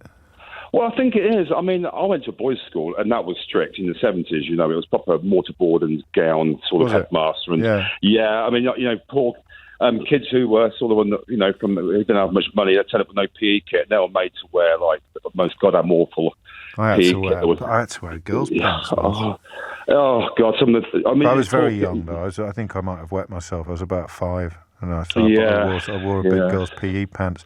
What could you do as a parent if you felt that the punishment was unfair? Well, there wasn't really much. I can't sort of recall to mind, what my wife's, what the sort of conclusion would be. We sort of have a word with our son and say, look, just keep your head down, No, he can get sent into isolation for keeping his head down. Well, Keep your head up, son. Keep your head up, son, but also keep it down at the same time. Yeah, it just felt like lots of little, just like, oh, really? It was a little bit sort of like that. That's a nice way of putting it. It's just that sense of it being pointless, because I think that discipline has a point, it has a purpose. You need order in a classroom, but at the point at which it becomes almost an end in itself, and it's all... There's a teacher who appears on the television sometimes who seems almost proud of how little freedom and imagination her children are allowed to to demonstrate. And I think that just strikes me as weird. But I think the school gets amazing results. So there'll be some other people who think, well, that's QED. I don't know. But how much is too much? Mia is, thank you, Rob, staying in Cambridgeshire. Mia is also there. Mia, what would you like to say? Hi. I just really wanted to come on as a parent with a student at that school that's been mentioned in Cambridgeshire this morning. Yes. My daughter has learning difficulties, undiagnosed at the moment. She started off school really well. I will say she is really good outside of school. Yeah. But in the last year at school, her behaviour has really dropped off a cliff, and I do feel that these rules that are being imposed at the school, which I can say are true, everything that you've relayed on the radio this morning, I've actually had evidence of. But it's now got to a stage where I have a daughter that, because she struggles academically and is far behind, she is fighting against the rules and getting detentions, certainly on a weekly basis. So she's in a vicious circle, really, isn't she? Yeah. Sometimes she can get more than one detention in a day, and partly that is just because she walks out because it's overwhelming for her. That then gets her in further trouble. So it's been horrendous this last year. When were the rules brought in? I think the rules have hardened really in the last 6 months. They've hardened without. And how much information do you get? Do you get a letter saying we're introducing this and we're introducing that? Yeah, we often do get letters, and there's big kickback about some of the things that are actually coming in at the school at the moment. I mean, the latest one over the half term was that they're going to be having a clampdown on the dress code. Now, that might be the girls, if their skirts are too long, they try to roll them up to make them shorter. Typical teenage girl thing, but they're clamping down on things like that. They're not allowed to wear black trainers, even if they've got a logo that's completely black. For example, Nike Forces, they're not allowed to wear those. So they're literally being inspected. Do you understand why? Do you understand why? Not fully, no. I think it's because that's probably the crucial bit, isn't it? If you could understand why, even if you didn't really like it, then it would feel easier to cope with than just it feels arbitrary. You're just what rule are we going to come up with this week? I know, black trainers. Yeah. I think it's so that everybody's, in the same. No one's got any branding whatsoever, and therefore it does, stamp down potentially on bullying. But if it's a plain black trainer with a black logo, I guess no. But the ones you mentioned cost a lot more money than shoes with no logos at all. So I don't know. Maybe there's a rationale behind that. What about the toilet breaks? They're not allowed to go to toilet. Yeah, absolutely. And how old are they? I mean, this is from 11, is it? 11 upwards? 11, yeah, predominantly 11 to 16. Okay. And I know my daughter now can go all day without going to the loo because she's trained herself. She's had to. Well, I wonder if a teacher would turn around and say, you see, the policy works. My concern is that bad for her health, though? It's not good in many ways. And do you speak to other parents about it? Can you give me an idea of how the parents feel about the industrial action? Yeah, I think the parents really feel it's necessary. I don't think the parents are feeling that.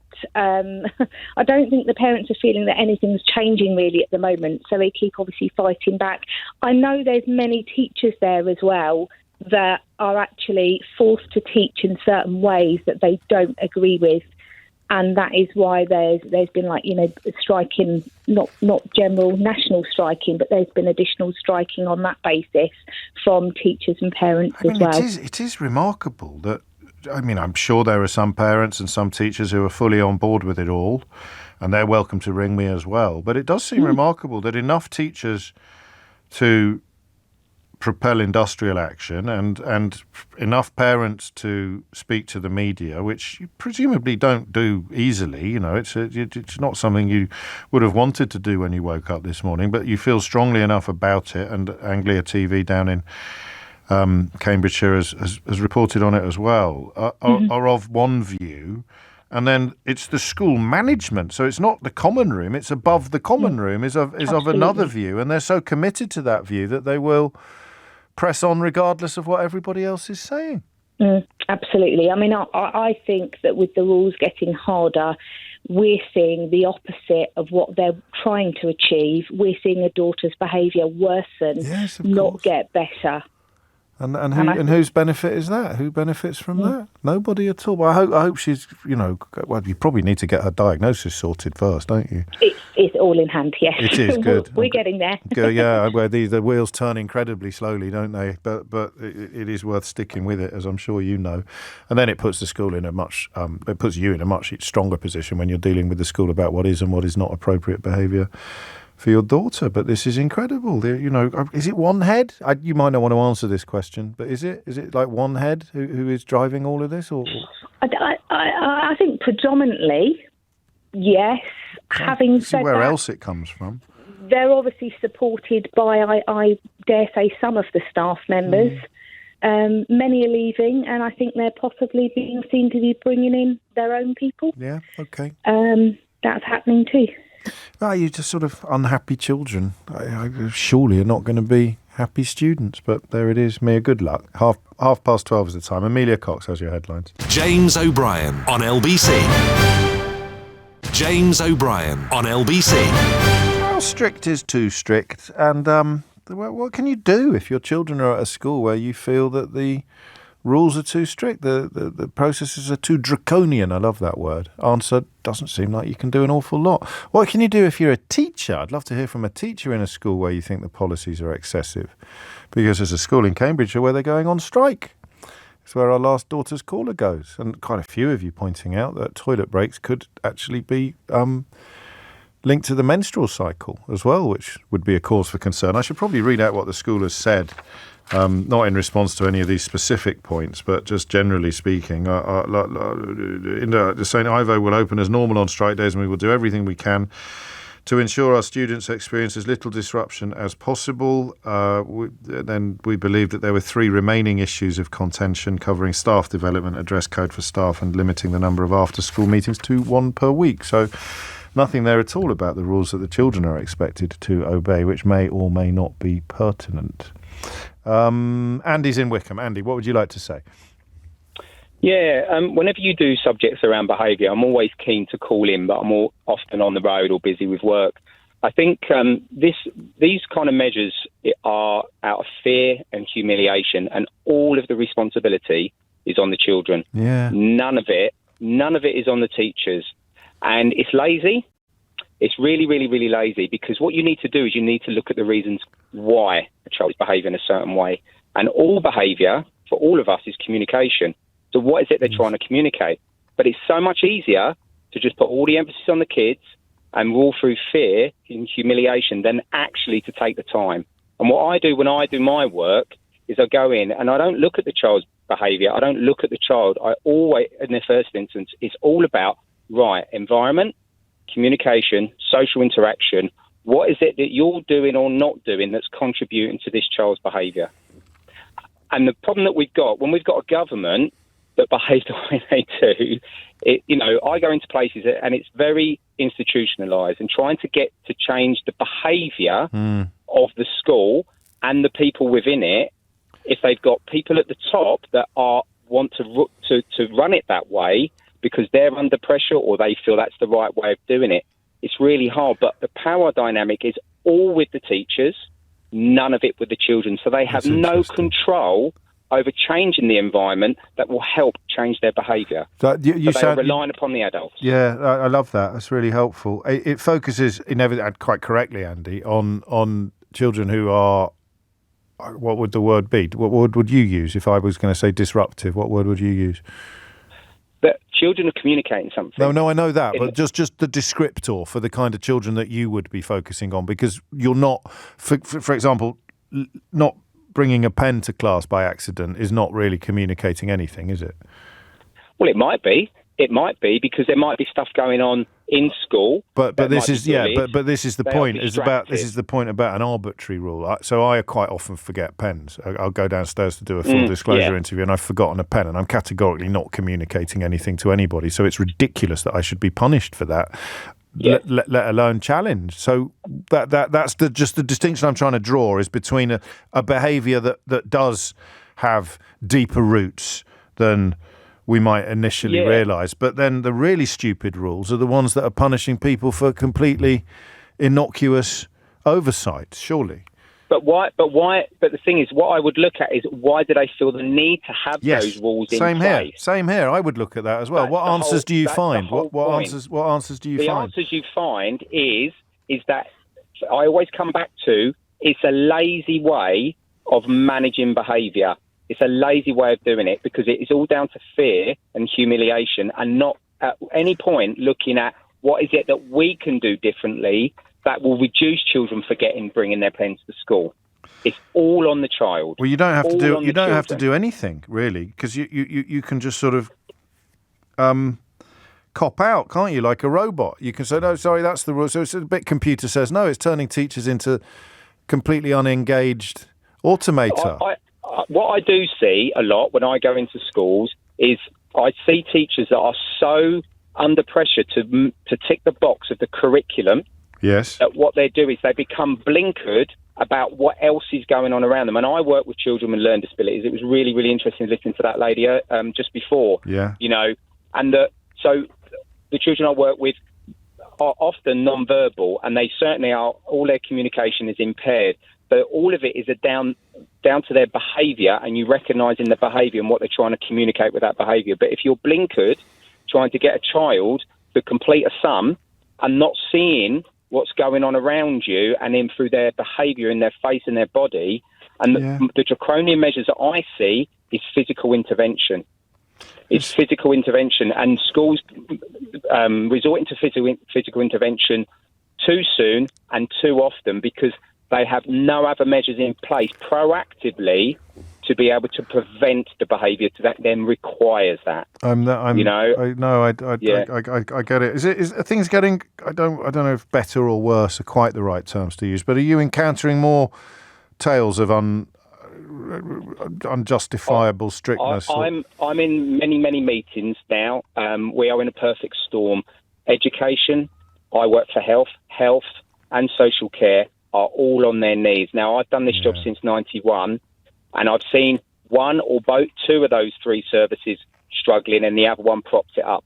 All three are on their knees, and I am receiving referrals, countless. I'm firefighting. I'm struggling to do functional analysis and functional assessment because I'm firefighting, because all of this is not in place. And I believe it's because we've had 13 years of literally nothing, and COVID exposed it, because what we had is, and Brexit, so we had all of the people that prepared to work for low wage, in high skilled jobs, which is care, which is the TAs in support staff in schools and and band 4 nurses and stuff. They've all gone, and then what's happened is COVID has just stripped away a lot of the support services that were available. There was a small amount, but they were good. So what we're doing now is we're getting the fallout of all of that, and so then the parents' resilience to be able to manage through the red tape and the processes to get their child a diagnosis, to get in the right school, is depleted. So there's nobody at the moment. It's frustrating doing this job at the moment, because... Well, I bet it is, because you feel a bit impotent, you feel powerless. What can a parent do? Well, I mean, shy of being lucky enough to engage the support or enlist the support of someone like you, but if a parent feels that the rules at their children's school are just wrong and deeply unfair, what can they do? I think that that's a difficult question to answer in a short call on your radio show. Yeah. What I would say to it's not that short, philosophy, but no, of course, I appreciate that, and I'm grateful for having the opportunity to talk. What I would say to parents, we work off the theory called positive behaviour support, and that gives more detail about functions of behaviour. If they look at that will help inform how they present an argument to the teachers and to the school and whatever. And that's the best bit of advice I can give in a short period of time.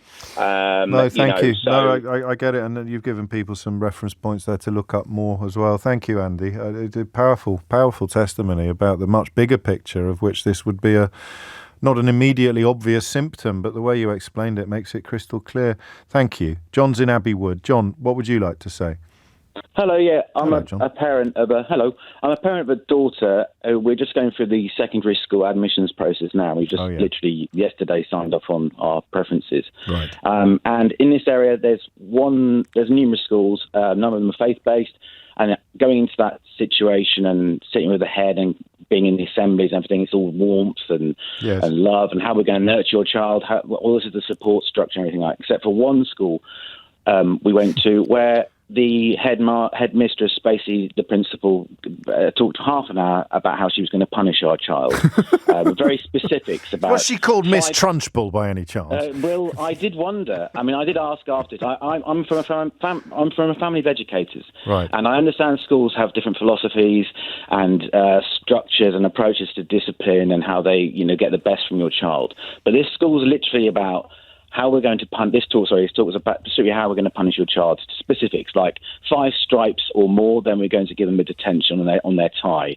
Wearing this, they have to wear that. They have to do this. There was posters everywhere about going into the classroom, sitting down, being quiet, being And I understand there's different philosophies, but this was literally that was all it was about. And to the extent I actually had a word with somebody afterwards. Well, I wasn't actually. I was on the phone to my dad saying, "You wouldn't believe what I've just heard." And one of the vice principals came up and said, "I'm in charge of curriculum." I said, "Why didn't you talk about curriculum? You had half an hour to talk about curriculum. You didn't do that. You simply talked about how you're going to punish our children." Well, I looked around that room. And the children looked horrified. The headmistress actually opened with the line, "If you're not interested and you're not on board with what we do at this school, then you might as well leave." And a number of people, I tried to leave, but I couldn't because I was at the back of this PE hall. I know it was a bit weird. I had to walk in front of her. But it was like it's. It really knocked you back, this, didn't it? It did. And I mean, obviously, it's so fresh in your mind because it happened yesterday. That if we'd had this phone in a fortnight from now, you probably wouldn't be quite as animated as you are, but it really knocked you back, this. We happened about 2 weeks ago, but right. it's still because my daughter goes to such an amazing school, an amazing primary school that has been amazing through the COVID. They were all the teachers. I met one of the teachers outside of school, and he said, "Yeah, it's an amazing school. All the teachers turned up to give out food parcels and everything like that." Now she's got this limited choice about where she goes to secondary schools. It really incensed me.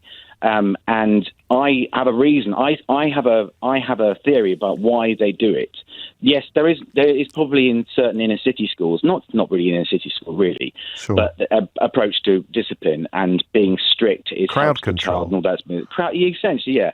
But I think it's like an arms race. Yeah. I see the physical manifestation in terms of the blazer, this sort of fetishization about the school blazer and the school uniform. That up every year, that's all ups and ups. The cost of the uniform goes up and up. And I think with the discipline aspect of it, it's like how can we appeal to the lowest common denominator amongst parents to say, yeah, we're going to get the best out of school. It's all about discipline. It's easy, as your previous course. That makes sense. It fits. I've got to crack on, mate, because I've got Noel Fitzpatrick waiting in the lobby, and I'm a little late for this. But I love that. I love the way your call from a parent sits with the last call as a behavioural expert, and both speaking towards this actually. So they sell it as a tough option. They sell it as a hard option. We're really strict. But actually, it's a soft option. It's the easy way out. To just say, right, do this, do that. And if you don't, it's a detention. If you don't, it's isolation, or as I might call it, ostracism. Infant ostracism. What do you do in your school if someone forgets a pencil? Infant ostracism. You call it that, it begins to feel a little bit different, doesn't it? Thank you. It's 12:47. James O'Brien on LBC. James O'Brien on LBC.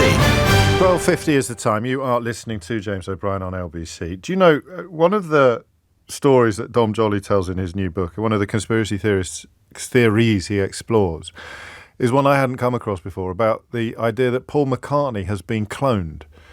And some people in public life managed to do so much that I sometimes wonder whether they have been cloned. And my next guest, Noel Fitzpatrick, is indeed one of those people.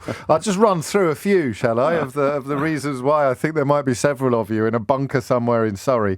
World-renowned neuro-orthopaedic veterinary surgeon, the founder of Fitzpatrick Referrals in Surrey, star of the TV show, Channel 4 TV show, The Super Vet, writer of countless books, of the latest of which we'll talk about shortly, and also a bit like sort of Dolly Parton, almost constantly on tour.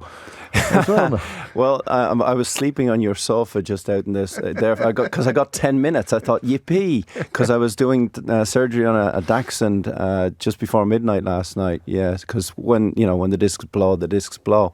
Gosh. And you gotta be on it. So yeah, I don't really see it as work, James. And I was very interested in Arnold Schwarzenegger's interviews last week. That fascinates me because he doesn't see it as work either. And I guess, like him, coming from his background, I grew up on a farm. The cows need milking, and that's just how it is. You don't see it as work. And I've never seen what I do. Because it's not optional. It's the rhythm of you've just and it's a way of life. Yes, exactly. So like he said, well, when he was in the gym, Arnold Schwarzenegger, he was smiling because he was getting towards his goal.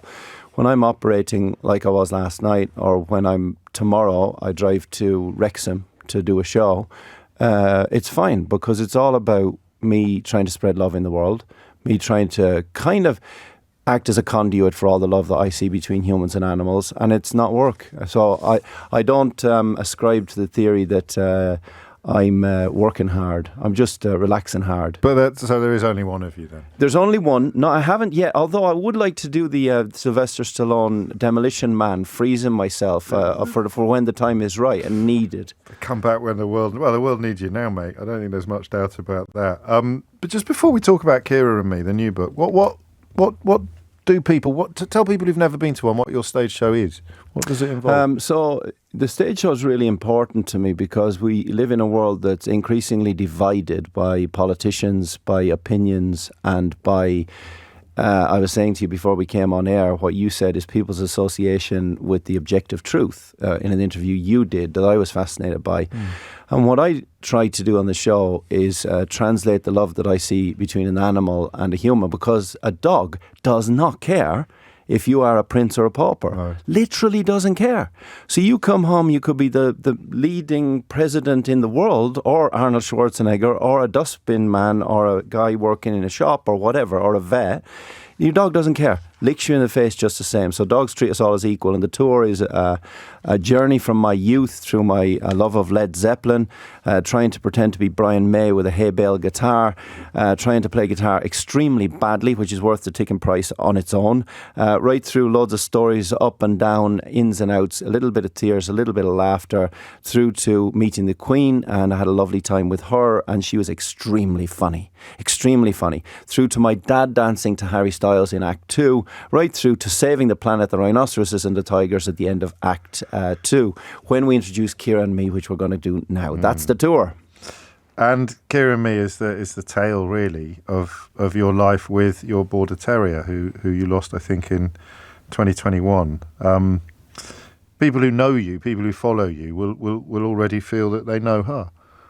Yes, I hope so. Yeah, she was the love of my life and my best friend in the whole wide world, bar none.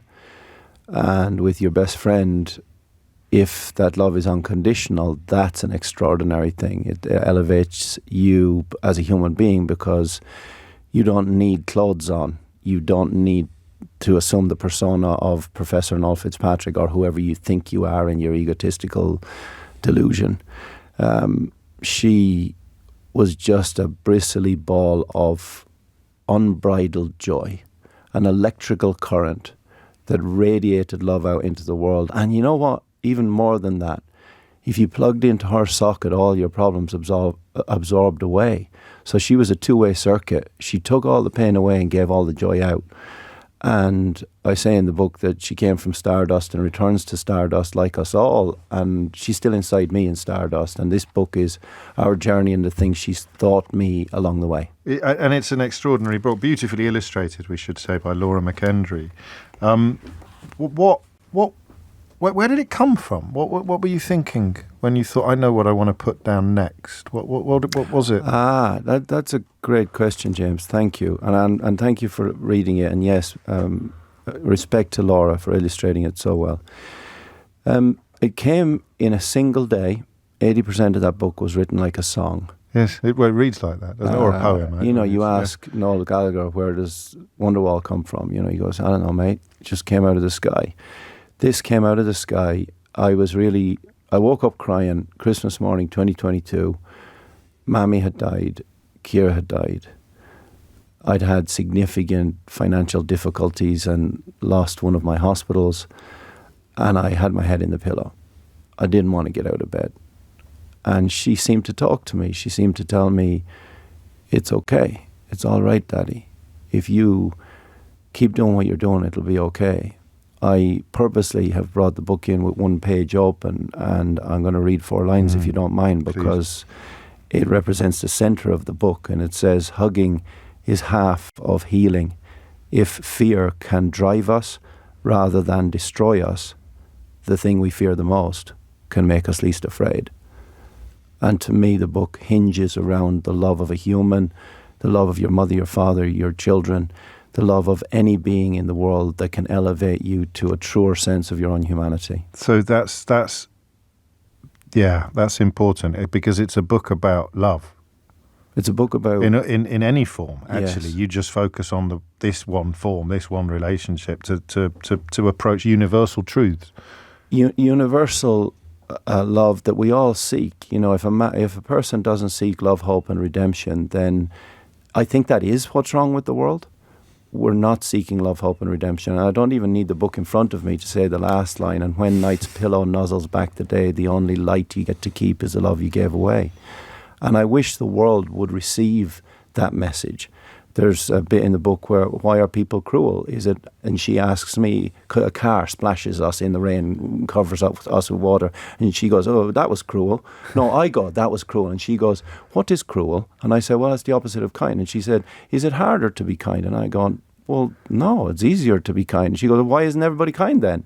So that's the kind of book it is. It's uplifting, and it's supposed to be an antidote to man's inhumanity to man and all of that stuff that's going around. Of course. I would love her light to help the world. It's an innocence as well, isn't it? It speaks. It's almost a conversation between innocence and experience, which has all well, sorts you of... too would be very proud of that, Bono. Innocence and experience. We know how you feel about that. But yes, it very much is, and I hope it brings out the innocence and the childlike love in everybody. There's a love. Finally, there's a lovely bit when you talk about ownership and who owns who. Yes, that's my favourite. There's a wonderful, it's my favourite sketch in the book from Laura. She captures where Kira is trying to run up a tree pretending to be a squirrel. And she asks me, do the birds and the bees think they're different to the squirrel or whatever? And I say, well, actually, come to think of it, they probably don't see those differences.